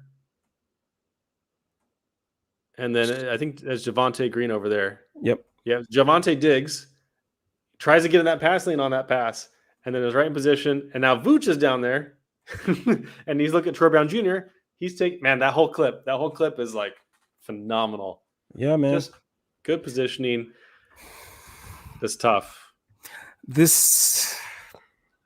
Larro, should I light some candles? If I'm Billy Donovan, and if being Billy right now, seeing that possession, you feel good. You understand that what we're doing in practice is getting through to these guys. The communication, man, the effort, that is another huge thing on defense. Effort, communication, and effort, man. Javonte gets beat, but he doesn't give up. He stays in it. Vooch moves Val out of the way to contest this shot. Man. I love this, man. If this is what we have to look forward to this year, the Bulls are gonna win a lot of games. They're gonna win a lot of games. We haven't even talked about the offense yet. If they play defense at this level the whole season, now I'm not talking about they have to have those counting stats of steals and blocks and stuff. If they play with this type of energy and communication, and they're in the right positions as they have been these first two games, I don't see this defense is not going to be below average. Mm-mm. No way. like this defense is going to be good. So the caveat is they got to play like this. But Yeah. Billy has done such a great job of putting the guys in positions to maximize their strength. He knows that they're small. Yeah. So what does he do? He says, well, you guys are long and athletic. Let's play aggressive. Let's switch 1 through 4 if we need to. Let's communicate on defense. Let's gang rebound. He is saying, let's maximize your talents to make up for the fact that we're a little bit small here. We are going to swarm them on defense. We're going to dig into, we're going to get over these screens. We're going to contest. We're going to rotate. This is beautiful stuff. So I think we got 10 more seconds of this one, and then I'm done with the defense. I only did a half of the Pelicans game and like a quarter of the Cavs game. I ran out of time, but I could have had a lot more clips. Man, it's good stuff. Oh yes, okay. This one I liked. So we watched before DeMar get hit. Well, maybe we didn't get. DeMar got hit by a pin down screen, Mm-hmm. and he got caught up on it. They tried to do the same thing to Zach here, and Zach didn't miss a beat. I was really impressed with this. Look at he cuts that corner as his man's kind of rounding that corner at the top of the key. He cuts in just a little bit more than he does. Gets right back in the play, prevents Nikhil Walker-Alexander, and then you see Troy Brown Jr. I think it is. Is that Troy? Troy Brown Jr. digs a little bit. Vooch is in position, and then you see Stanley Johnson as well. He came in to because he saw Valanciunas rolling, and now the clip right at the end of that clip. The shot that Nikhil has to take. Actually, and then Zach strips it as he's trying to go up for that layup. Yep. So just great effort by Zach to get around that screen, to get back in the play, and ends up making the game-winning strip. Or not game-winning, the possession win. Yeah. So I think there's one more clip. Caruso getting screened by Hernan Gomez. They switch. And I love Zach. Look at this. Okay, so watch Zach in this clip. Caruso gets hit on the screen, just a smidge. Caruso and Vooch, they switch. They switch this. But you see Zach, right as Hernan Gomez catches the ball, Zach is in position to stop him from going to the rim and forces him to make a decision immediately. And his decision is he passes to where he thought Josh Hart was. But because he didn't have time to process it because Zach was right there in his face, right in the right position. And Zach gets an easy steal. Yep. I rest my case. It's just amazing stuff. I'm so impressed with the defense of the first 2 games. So impressed. I want us to face a real, no offense to the Pelicans and the Cavs, but Pelicans are missing their 2 main guys. Cavs, aren't going to be as good a team as us this year. There's no way. Mm-hmm. I can't wait till they face a really, really good offense because I want to see if this holds up. Because right now, I'm really impressed. I'm just so happy. I think this really illustrates, as a Bulls fan, where we've been. Right, where what we have come to expect from teams, and seeing this, it's man, it feels a real team. It's a real team. How long has it been since we had a real team, Larro? This is a real team. This is not it's just Bulls fans being getting high on their own supply kind of stuff. Right. This is a real team. Yeah. This is a good team. This is the most talented team we've had since 2011 MVP Derrick Rose season. Yeah. Or the season after that when Derrick Rose went down. This is and Spook Longley. Hey, welcome, brother. It's nice to see you. Spook from our Discord. Man. It's just we're not relying on draft picks to make us good. That's the thing. Now Kobe and Pat aren't playing because they're injured. They're not even playing. Marcos, we're not relying on Marco. We're not relying on Io. I doubt we'll see both of them this year that much at all. Yeah. We are good. We're a good team without having to rely on those guys. Now, Pat makes this a lot better if he takes a leap. Kobe does. Yeah. Troy Brown Jr. But as currently constructed with their current talents, it's a good team already. It's Yeah. a good team already. So, all right. I'm so excited to see the offensive sets here because, man, this was fun to watch. This was so much fun to watch. I just wanted to say, too, like, about the defense really quick is, like, yes, they have played not, good teams, right? But if you think of, like, I was listening to the Dunker Spot the other day, and Steve thinks Cleveland's going to be I'm sorry. No, he thinks Cleveland has like a talented roster, but like doesn't know what they're going to be. So, but my point of saying this is like, you look for rotations, right? Yes. This is against a bad team, but you look for the effort. You look for if guys are in the right spots, because teams are going to run, a lot of the NBA run the kind of the same stuff. So you just want to see what it looks like if guys are going to be in the right spots and things like that. So it's crazy, man. Hey, Vincent, nice question. Anyone still in the Zipster hive? I wish Zipster had some nice games for us, but Vincent, I hope you're here to make a public apology to me about your Alex Caruso comments.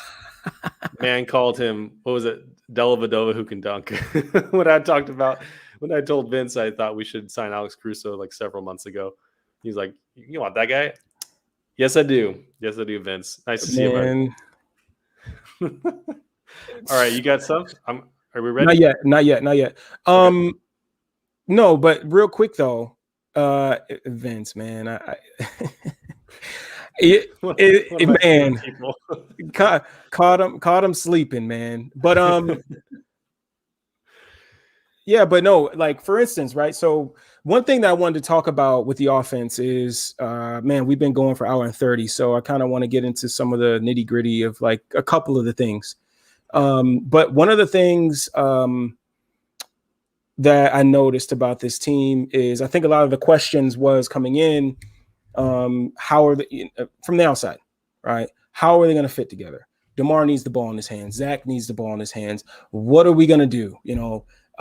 And I love the fact of when you look at what they were doing on offense is Billy is allowing these guys, like, if, DeMar has the ball in his hands, he's allowing him to be himself, right? But when the other guys are off ball, I mean, there's just so many different things. Like, they're screening for each other. They're using each other to create space and create advantages for their teammates, right? So I think when we had Will Gottlieb on, he was like, I hope we're not doing the my turn, your turn deal. I hope we continue to be moving the ball around and things like that. And that's for sure what they've been doing. And it's been great to see. I did a few clips from Cleveland, but a lot of that game was kind of up and down. And what I liked about with the Pelicans, you can tell that it was a big emphasis on half court, right? Let's get back and make these guys run some half court offense. So one of the things that I wanted to talk about was something that I think that this team you're going to see a lot of. And I think Steph touched on this in his article. If you haven't read it, I don't know what you're doing, but Steph is one of the best in the biz, man, when it comes to not only Bulls basketball, but just basketball in general. Whenever you read anything about Steph, you're going to learn something. It's just that plain and simple. Dude knows ball in his sleep. Stefano at STEPHNOH. You have to read his work. And he also said that our preseason success so far is guaranteeing us at least 47 wins to up to 65 wins this season. So I'm very excited for that. I'm just kidding, Steph. So for the first one, I kind of wanted to touch on. Let's see here. What did I want to go with first? Let's go with this one here.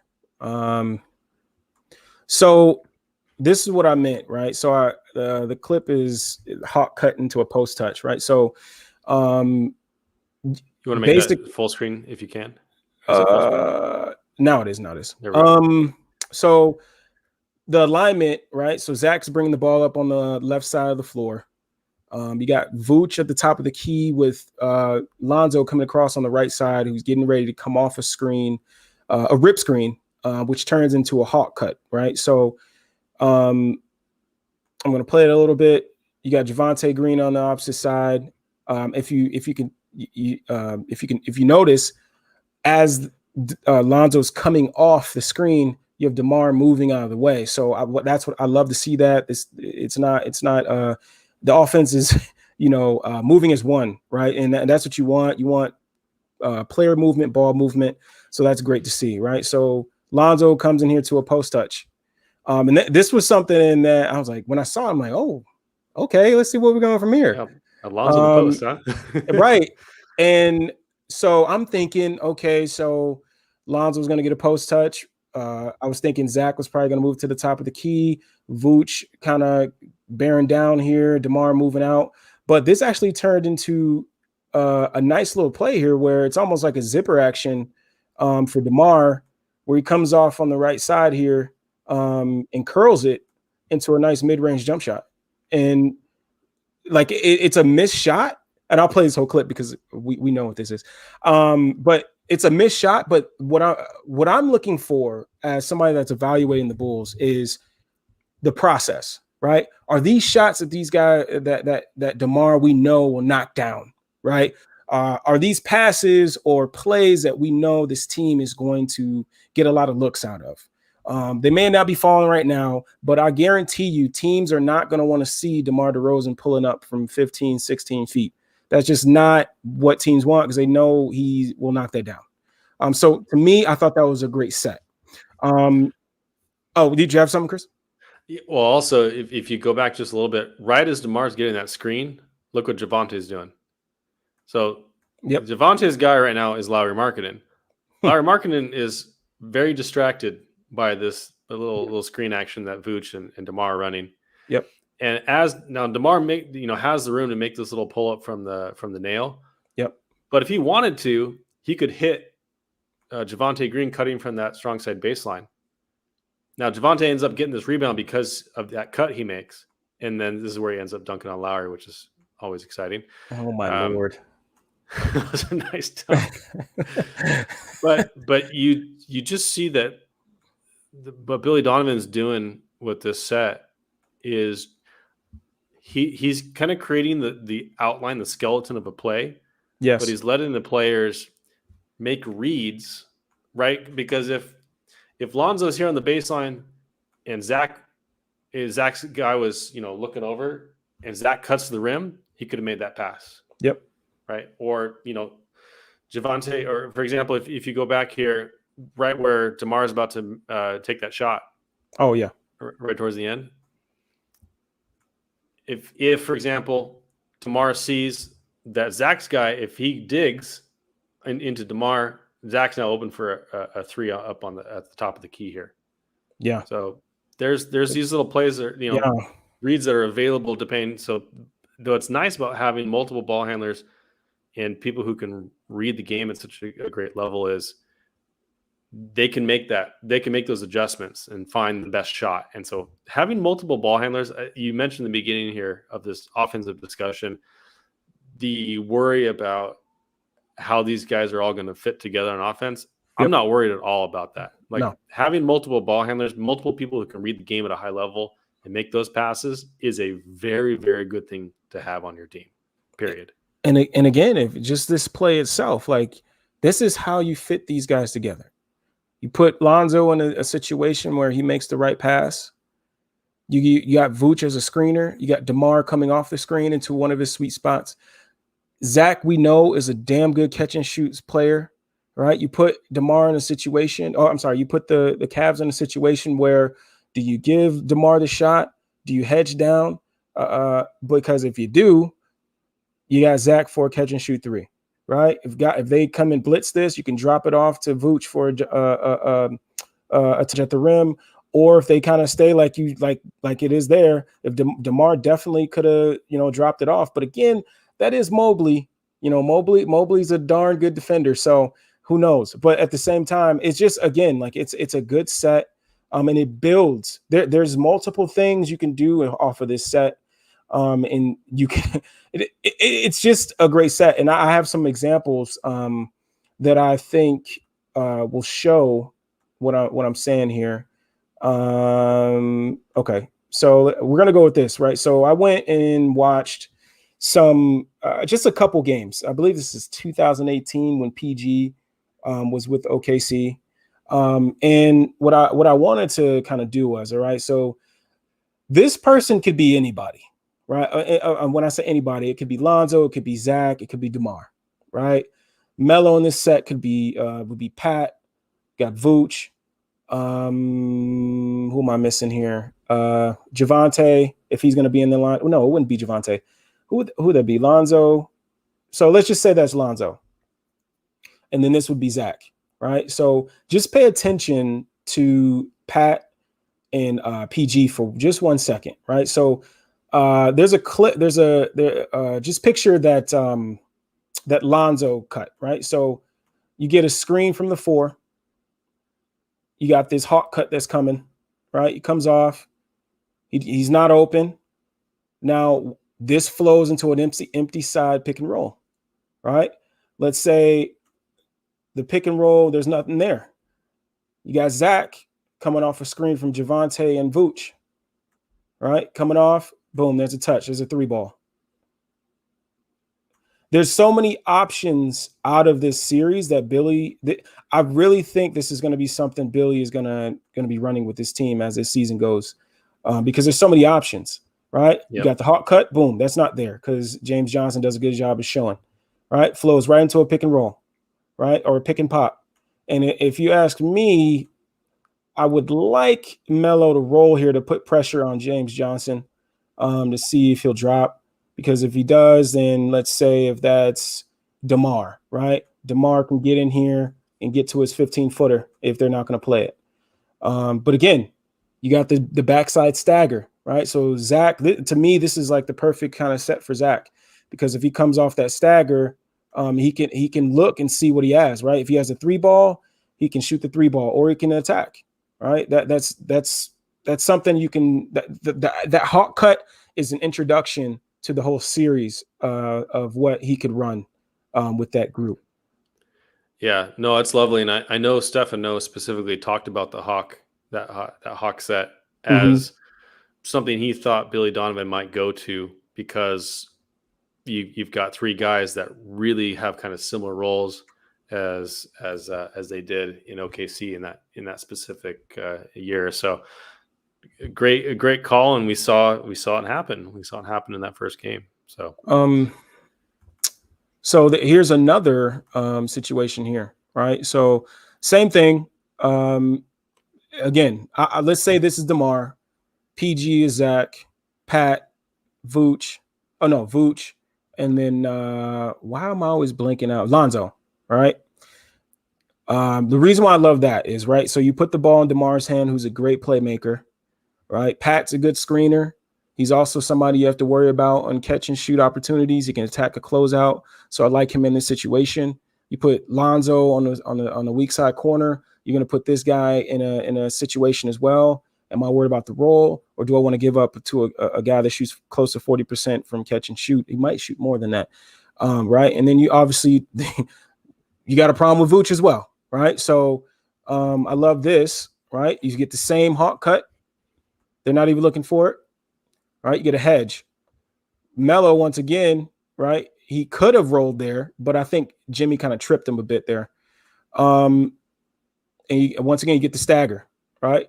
Comes off the stagger. Possibility here, right? Dropping the ball off. If Adams rolls harder, there's a drop off there, which puts Cat in a situation. Right? Is he going to stop the roll man, or is he going to worry about one of the elite scorers in the game? Right. And these are just sets, man, that I think we're going to see a lot with this team. Once again, like last clip, right? You roll here. This can go right into a pick and pop. It can go right into a rub screen, a snug pick and roll, just to put some stress on this backside of the defense to worry about what the heck's going on. Right. And let's say, for instance, let's go back. Let's say Andrew Wiggins is kind of forcing him. He's not allowing him to get over that screen for the hawk cut, right? PG or Zach could roll back here and still come off that stagger. Or if the backside is still worried about Zach coming off the stagger, Zach can set a back screen for Vooch. There it is. There's a touch, right? There's a lot of things you can do out of this set, and I think it fits this team in terms of their skill set, of what they'll do well with each other and how they fit together well. Zach is one of the best conditioned, one of the best in shape players in the league. So I think he would do well in this type of set, being able to come off screens, run guys around, come off floppies. And that's the other thing too. It kind of reminds you of a floppy. Floppy. Floppy. He's coming off. Boom. He's got the touch there. So I just love the capabilities with this offense that there is. I really think the reason I don't worry about the offense is I think Billy's going to put him in good spots. Yeah. And I think these guys have a lot of talent. So all three of these guys, Zach, DeMar, and Vooch, were the number one options on their team. And, the Spurs were pretty good last year, and DeMar was really efficient. And Vooch with his teams, took a couple teams to the playoffs as the number one option. Yeah. And so you get guys, you put them together. I think you mentioned early on in the show that people are kind of reductive about the way that they think, they just kind of throw them together and say, oh, his skills are going to diminish because he's not going to score as many points. But you look at all the skills that these guys have, and you have a hawk cut and these sets that you described here, and just how many options are available. Having guys who are that proficient on offense and that good at reading the game, they're going to find a lot of those different things. One of the reasons you love the horn set is because it allows you to flow into a lot of different other reads and options. Yeah. The Hawk set can do that for the Bulls, and because of the talents that they have on the team now.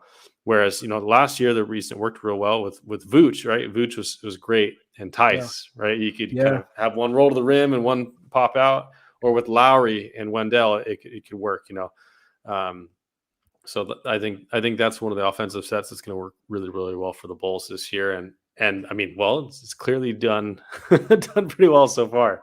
I'll say that. Yeah. What else I got here? So let's go here. Here's one of the things that I like about having DeMar is if I remember right when I was watching this is off they caught I think they got the ball off the rim and came down. But this is why I love Billy. And he's starting to win me over. I had some worries about Billy because listening to a couple of people that we both trust, and especially talking to Darnell, wondering how he can handle this group and galvanize them as a cohesive unit. And I just really like that he's allowing these guys to be themselves, but while also getting these guys to blend together well, right? So in situations like this, right, if DeMar has the ball, DeMar, go ahead and keep the ball, right? And be yourself. Be who we wanted, who you have been in the past. Bring that here to Chicago, right? And you get him to bring the ball up here. Vooch tries to set a screen. He flips it, but DeMar rejects the screen on the right side of the floor, gets downhill, right? Draws help. Let me slow this down. Right? This is so good, man. But this is not a set. This is DeMar being himself. And this is where I think the chemistry between Vooch and DeMar comes in. They played together in college. They know each other's games, right? So I think DeMar and him understand what they want to do here. And DeMar rejects the screen, comes off. And I mean, look at this. Devontae Graham, 2 feet in the paint trying to stop DeMar, right? So, and he's leaving Lonzo. DeMar gets even deeper and gets that ball to Lonzo wide open, knockdown, right? This good offensive teams find a way to create easy looks, easy buckets, right? There are going to be games where you have to grind out offense. There are going to be games like that. But when you have guys like when you have a guy like DeMar that can he still has a knack of breaking guys off the dribble and causing defenses to have to worry about his drive, leaving shooters, right? So this is stuff that we're going to have to get used to as Bulls fans seeing. Yeah. Well, and if you look at this play, right as he passes that, look where Vooch is. Nobody is even looking at him. He's got 15 feet between him and the next person. Yep. That's a 40% shoot at the top of the key. If Nickeil Walker-Alexander had stepped in a little bit, Zach LaVine, one of the absolute best perimeter shooters in the NBA, he's wide open. Yeah. And then this one lawns the ball on the wing, 38% shooter on 8 3-point attempts a game. Over a contested open. man. That's like this is the stuff I'm going to be used to, man. You see how easy the shots have been, and Zach LaVine, I think, has been the biggest beneficiary of the offense so far. Yes, Zach LaVine has scored over 20 points a game in both these games, and has had to dribble like 10 times. Yeah, he hasn't had to create his own shot a single time. Like he took like a end of the quarter shot or end of the half shot in the Pelicans game. That was like the only like self creation he really had to do. Everything else is like, man, it's so easy for him to be able to do this stuff. I think we talked about it, man. Like I think we talked about it, and I kind of gave you an example. This particular team I coach, there's a damn good basketball player, damn good scorer, and we happen to recruit a pretty good point guard, a pass first point guard, and obviously in order to be pass first, right, you have to have the ball in your hands. So coach, no, I don't need him. We don't need him. You got me. Just let me do me. Let me do me, coach. And I think when scorers think the ball's coming out of their hands, they immediately think, no, how am I going to score? Right. And I think for guys like Zach and the kid I'm talking about, they need to see it, right? They have to see it first, right? How easy are my shots going to be? Am I going to be taking the same shots that I've been taking when I had the ball? Or are you telling me that I'm going to have some wide open looks and I'm able to, get some of the easiest shots I've had in my career? And I think Zach is seeing it. And I think that's where that buy-in is coming from. Like, wait, I just scored 25 off of 14 shots. I'm not even tired. The type of shots that Zach had to take last year. How many times did we see Zach have to pump fake the guys in the air? And then, he doesn't have to do any of that anymore. There's too much there's three other players that you have to worry about, like actually worry about. And I think that's where the buy-in comes from. And I think Darnell had a point, right? It's his contract year. It's going to be hard to get the ball out of his hands. But I think when you play a style of basketball that they're going to play, I think it's going to be, I don't think he's even going to think of it that way. I think he's going to understand it. Like, I could show this team that I could be efficient off ball as well. Like, so I'm just really, man, like this, it's fun, man. Both sides of the ball have been fun. And who would have thought? I mean, Zach LaVine shot was like 63% true shooting last year. Yeah. I would not be surprised if it was higher this year. Even if his points go down, the ease of his offense is going to go up. I'm really impressed. So, got another clip? Yeah. So, once again, this is the reason why I really liked clipping this game, is because if you look now, they're already back. They're getting set. Teams are going to do this to the Bulls. Teams are not going to be able to turn the ball over against the Bulls. That's one of the biggest things as a coach. You're going to push into your team's head when you come to the UC or the Bulls are coming to you. Take care of the ball, because if you don't take care of the ball, they're going to get out and run and get easy transition baskets. So you're going to see teams really emphasize taking care of the ball and getting back on defense, right? So what I love about this is Lonzo, right? We've talked about it, right? He is not somebody that's going to break a defense down over and over and over again, right? And I think this is why he fits so well with his teams, because you can share it, right? Okay, Lonzo, Zach, you run some pick and roll. Okay, DeMar, you run some pick and roll. Lonzo, go ahead and run some this possession, right? And it's not so much of my turn, your turn. It's like we have multiple ball handlers that can do it, so let's change it up a bit. And I just like this here. So Lonzo throws the ball to Vooch at the top of the key. Vooch flips it back. Vooch turns immediately at the top of the key, sets a ball screen. Lonzo comes off, and Val is kind of he's crowding the ball handler here. Who is that? Najee. Yeah, Najee is right on Lonzo's hip. But what I like is, and this is what what we're gonna love about Lonzo is, he is going to make the right pass.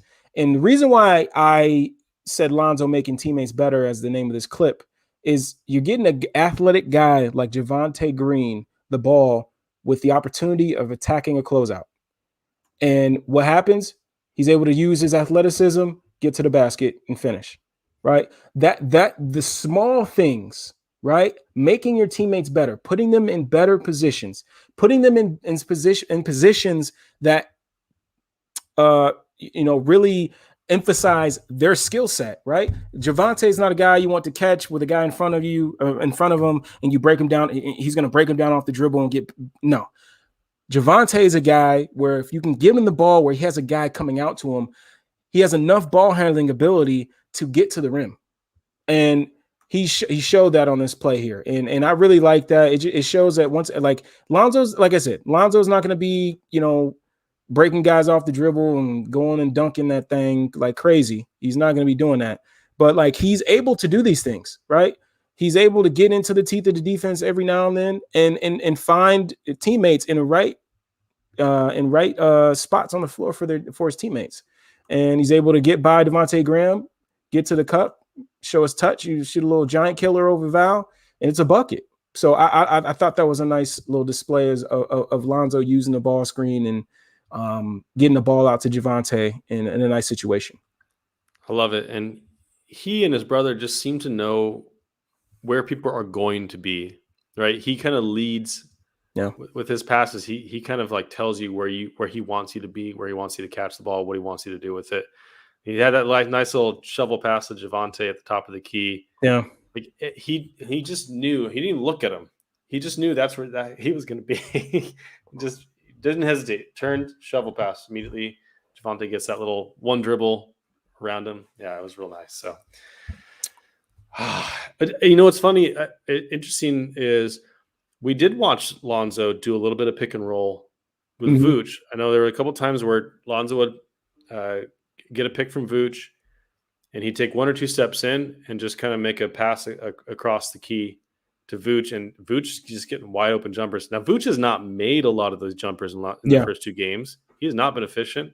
And DeMar, I think, had one game where he was like 6 of 13, and the other game was like 6 of 15, 16, something like that. But we're up by 40. But we're up by 40. Yeah, exactly. These are easy shots. Exactly. And it, like Kris, like Vooch is, he's gonna knock that shot down when it's money time. So, again, it's just good stuff, man. It's good stuff. It's the process, really. Like when it's preseason, it's about the process, not so much results for me. Like obviously, you love seeing your team win by 40 and 30. There's no doubt about that. But like the process, how are they getting these shots? What are they doing different? Are they doing anything different with this new group? If so, what is it? Right. So that's what it's really about. But this set is one I thought was pretty cool. So you got DeMar coming over to the left side here of the floor. Lonzo flips it, and I heard Billy call this out. He called it flip, which obviously Lonzo flips it to Vooch. Vooch is at the top of the key. Dribble handoff to Zach LaVine on the right side of the floor. Right, but this is why I love it, because you stress a defense out immediately. Right, so now because Lonzo went to the left side, you got DeMar on the left side, you got Javonte on the left side. That means it's a two-man game with Zach and Vooch, right? Dribble handoff, Vooch is rolling, which means Val's worried about that roll. Vooch is one of the best roll men in the game. So he's not going to allow that roll, right? Which now that means that Devontae has to step over, which leaves Lonzo wide open on the left side of the floor above break 3, right? He misses it, but again, it's about the process. What are they doing to get open shots? And that's a good set. Good quick set. Good quick hitter, I should say. Hey, Jack, welcome to the channel. We do film breakdowns, Hoops After Dark. Just having a good time together. So we do this every Saturday night. You can follow us here on Twitter. Yeah, it's good stuff. That lots of fun stuff in this first preseason game. We went over defense earlier, and got a little offense. Larro's running. Let's see. Let's put this one on. I know we're over the time, but I got 2 more clips. Okay, Keep going. I got time. So again, DeMar, right? When you look at the Bulls last year, this is no shade towards Kobe or Sato or Temple, right? They're good for what their skill set presents, right?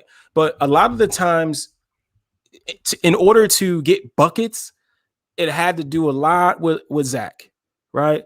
Zach is over here chilling with Lonzo, right? Chilling. Usually last season, Zach's trying to go, give me the ball. Like, I got to get us a bucket, right? But when you got a guy like this, right, that he could just come down and get his own money, right? Guys, like this, DeMar is a bucket, like truly a bucket. I just love this, right? So he set him up, right? Temple bit on the cross, and what does he do? Boom! Like just that split second, right? That split second. Okay, I'm going between the legs. He gets Garrett Temple to go for it, who's a pretty good defender, right? He's a pretty good defender. He was our best point of attack defender last year. Yeah, right. Between the legs, boom. Garrett's like, oh, not there. DeMar spins. The footwork is beautiful. And once again, Zach's chilling. And you got a guy like DeMar that can just get buckets, right? They're going to stress teams out. They're going to when this team comes to your stadium, your arena, you're going to be worried about, okay, when Zach, when you came, you brought it up last week, Kris. Zach had 50 in Atlanta, right? And what happened? They started doubling him right at half court. There ain't nothing you could do. There was literally nothing we could do, right? When Zach's hands was not on the ball the rest of that game, it didn't go well. But I dare you to do that with this brother on this team. I dare you, right? So it's just and let me calm down because I don't want people. Oh, this guy's a homer. But like the thing is like that's just what it is. Like it's stuff like this. You need guys that can do this because yes, you can run sets, you can grind out offense. But I'm telling you right now, as a coach, and I'm pretty sure Billy feels this way. When you have a guy like Zach, you have a guy like DeMar, and even Vooch, because you could throw Vooch the ball at the top on the block, and he can get his buckets as well. But when you have two guys like Zach and DeMar that can absolutely get a bucket, you got a problem, and it kind of eases your mind a bit as a coach as well, because teams are not. I mean, how many Philadelphia was different because they had Matisse and then they had Ben Simmons as well. But there's not many teams that have enough good one-on-one defenders to hold on to DeMar and Zach. So, man, I'm telling you, man, it's going to be fun. It's going to be fun. I think the issue for opposing defenses here is, as you mentioned, that just having the personnel in the first place to stop two elite 3-level scorers in Zach and Vooch, and then DeMar, who puts so much pressure on the rim, draws fouls at an incredible rate. Yep. It's just really difficult to handle that as an opposing defense. And as you mentioned, and as we've talked about before, not only do they have an amazing transition game because of Alex Caruso, Zach LaVine, Lonzo Ball, right? They got 2 amazing passers. Then you've got Zach, you got Lonzo, you got Caruso, you got Derrick Jones Jr., you've got Alize Johnson. Like the whole team basically outside of Vooch is meant to dunk on your face. Like there's so many great athletes on this team. Javonte Green, Troy Brown Jr. There's probably more I haven't even mentioned. I'm forgetting right now. And then you got Vooch as a trailer. Yeah. Kobe with his catch and shoot 3. Yeah. Patrick Williams can get into you. But the thing is, and that gets you a lot of wins in the regular season, right? When the defenses aren't very set. Yep. Then you get into the playoffs. And you have the number 1 isolation scorer in the league the last 2 years in DeMar DeRozan, as you can have him as your main ball handler. And you have Zach LaVine, who was the second most efficient cutter in the league. He was one of the best isolation scorers in the league, one of the best perimeter scorers in the league. And then Vooch, right, as you mentioned, he can get on the block, he can shoot from three, he can operate from the high post. Yep. When you got three guys like that, you can really do some damage in the postseason. When the defenses bog you down and you just need a bucket. Yep. You got two or three of them some of the best certified bucket getters in the NBA. Yeah. And I know that's like, not my usual analytics shtick or whatever, but it's really amazing to see that this offense does not have a lot of discernible weaknesses. It just doesn't have a lot of weaknesses. It's so hard to stop these guys. And as you've seen, bum slaying there's going to be a lot of it this season. Yeah. Because the Cavs or a shorthanded team like the Pels were the other night, they're just not going to be able to contain these guys on the offensive end. And if they're maintaining the same kind of defensive intensity that they have been the last two games, you're going to see blowouts like these. Yeah. And we haven't seen that in Chicago in a decade or more. We just haven't seen that kind of dominance. Yeah. No doubt. I have one more clip. I actually have another clip, but I'll throw that away. I got more. You give me some more time, I'll get you some more clips.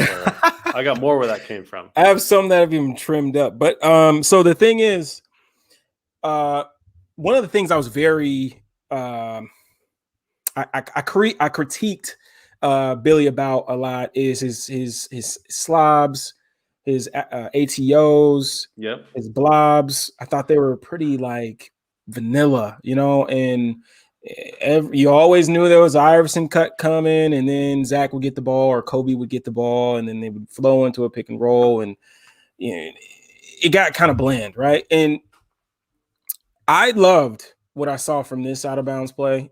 This actually wasn't an ATO. Now I think about it, I think Zach got fouled and sideline out of bounds. But what I love about this play is just the attention that everybody gets of the big three, right? That we have.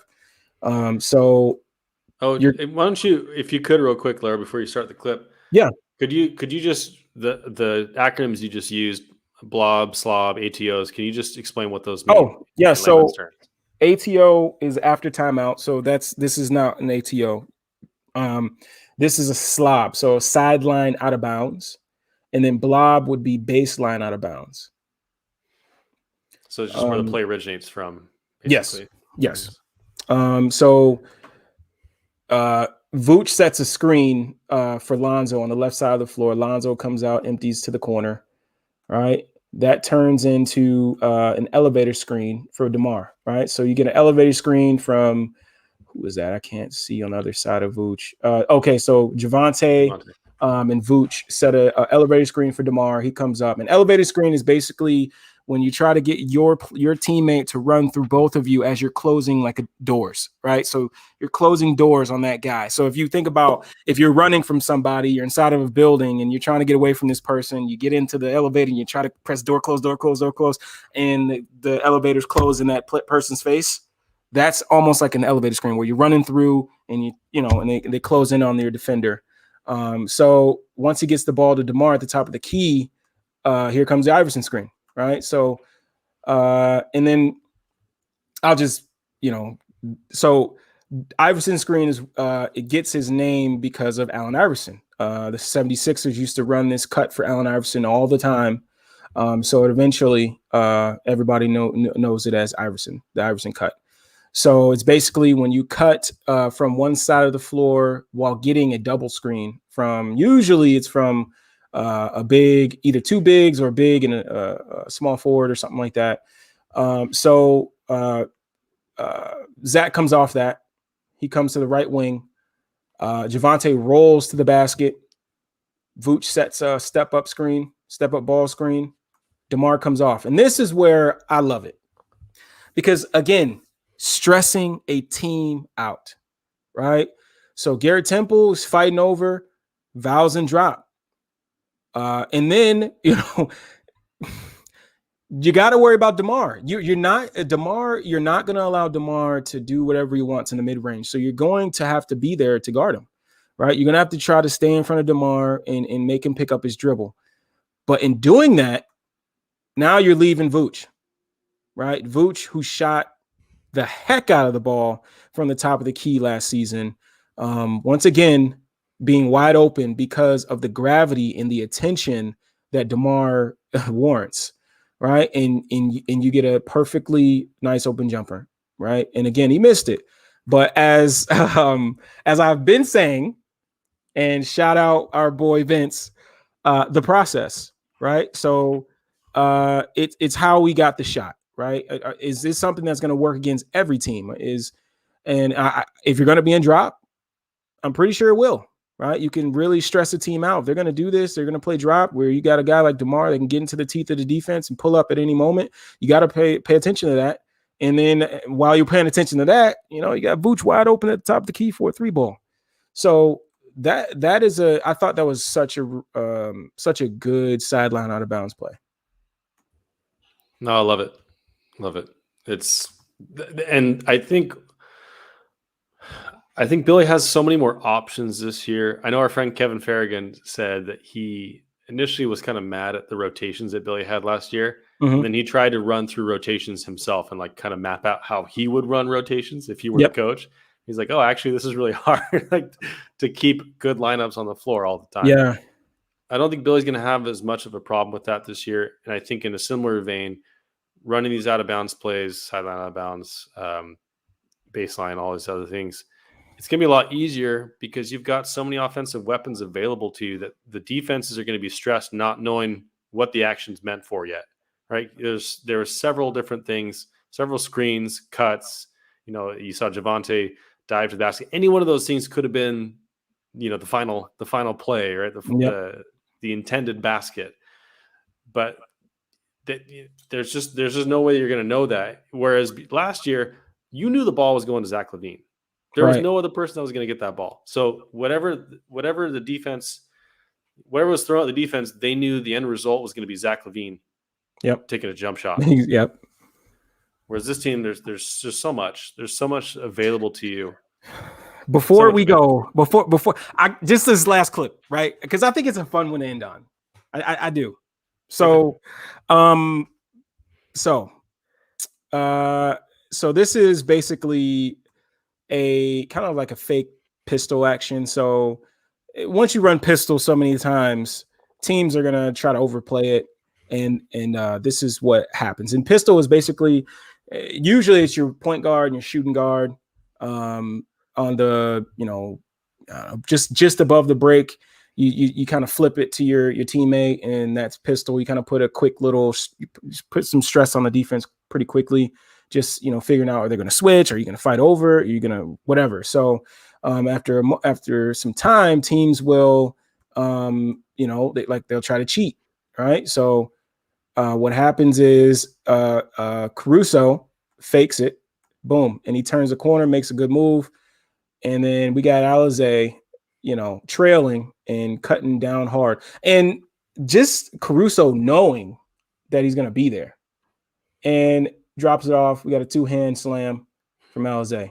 Like that's just the fun stuff. That's the stuff. It's not a set. It's just flowing. It's game flow. You're flowing with your teammates. You know what you guys do. Knowing what your teammate does well. KYP, and I just thought this was just kind of fun, man. Caruso dropping it off for 2-hand. Lowry doesn't even try to block it. But it's just I just love this stuff, man. This team is gonna be super fun, man, and it's gonna be hard to not watch these games, man.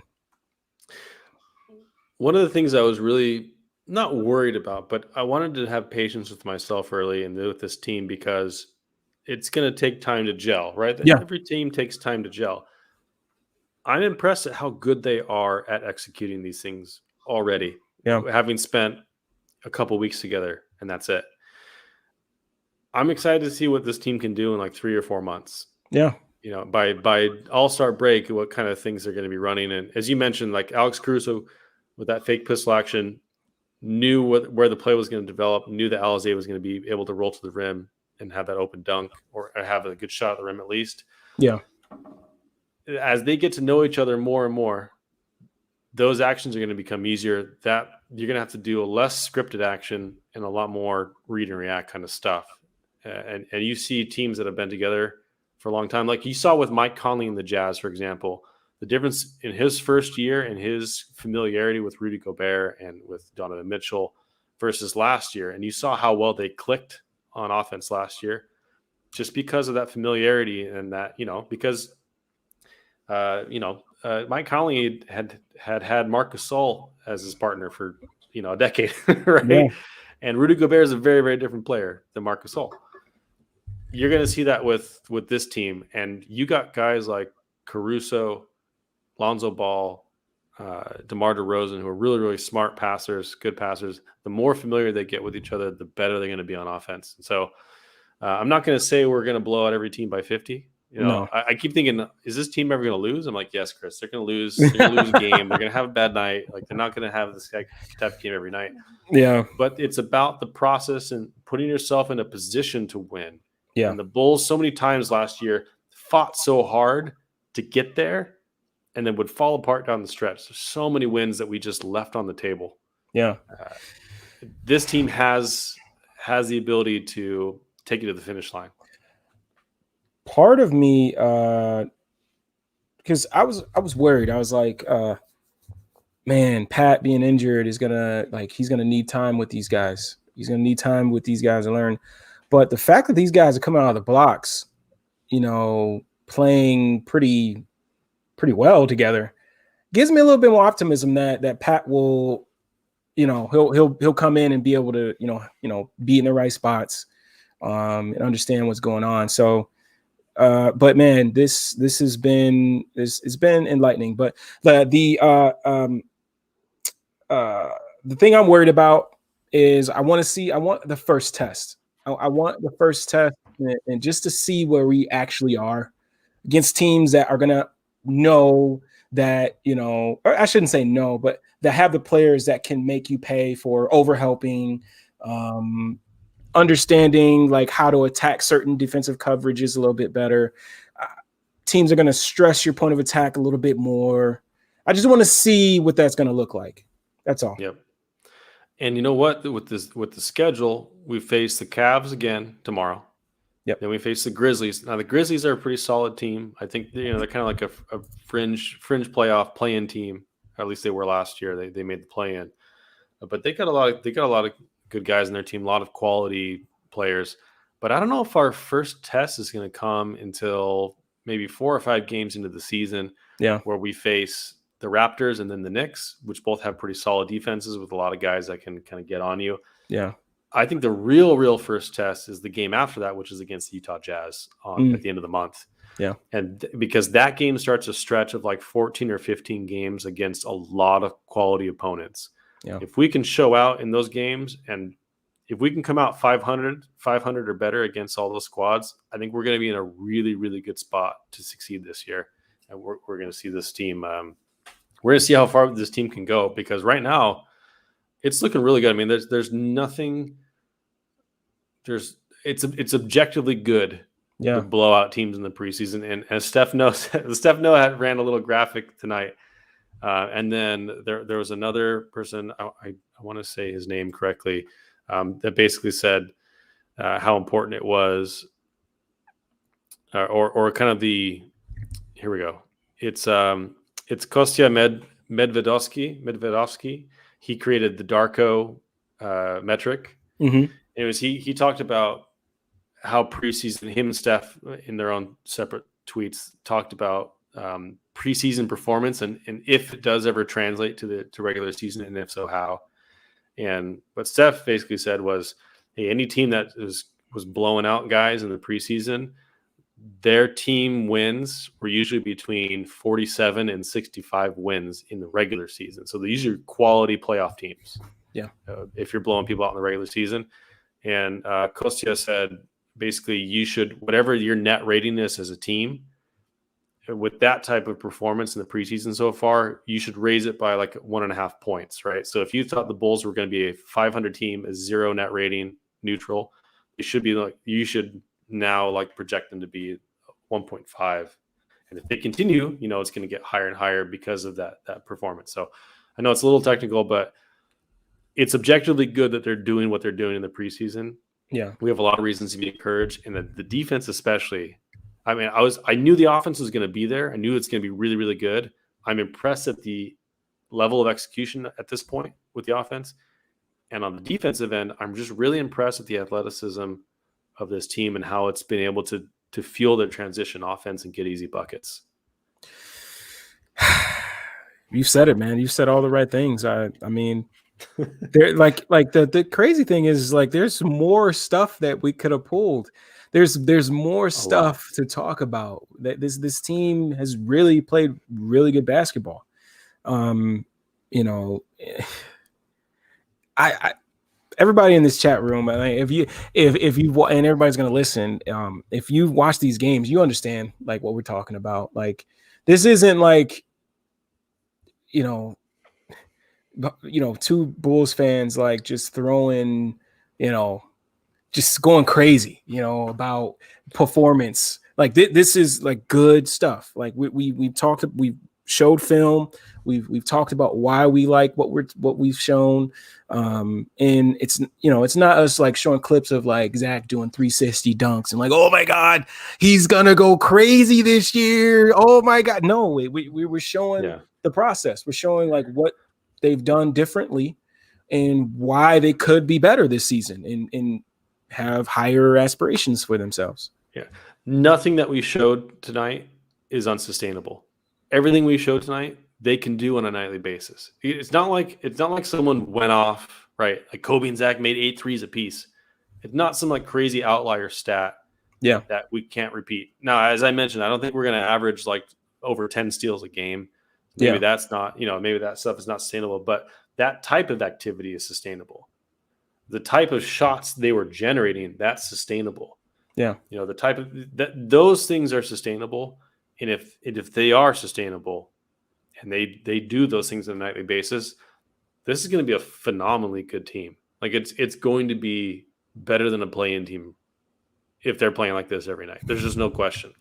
So I don't want to get too hyped. I gotta go to bed, Like I don't want to get like so excited that I am not able to sleep tonight. But I'm just impressed, and I can't wait for another game tomorrow. I'm a little disappointed it's against the Cavs again. I know, right? I want it to be against the Bucks or something. I'll tell you what, though, what will be pretty cool is we know the Cavs are going to come back like, yo, we're going to you got to do us. You're not punking us again. Yeah. So we could see maybe a little bit more resistance and see what can happen. Well, who knows? But Pat and Kobe, we waiting for you guys, man. We can't wait. We can't wait to see you guys with this group, man. Tony Bradley, you too. Right. I say that like they're actually going to listen to this pod, but like, like, hey, you never know. Wendell Carter knows who we are. I'm just saying. That's true. That's true. That's true. I'm ready for it. I'm ready for what these guys have going, man. Well, if you guys enjoyed tonight's show, rate, review us on anywhere you get your podcast. Leave likes, comments on our YouTube page. Follow the Barroom Network. Follow us at KLA Hoops, at _Larro Hoops. You can follow our actual podcast account at Bulls 101 Podcast on Twitter. We try and tweet out our show and when it comes live and everything. And it's hosted by the Barroom Network. We love doing this. We do it for free. We do it for fun.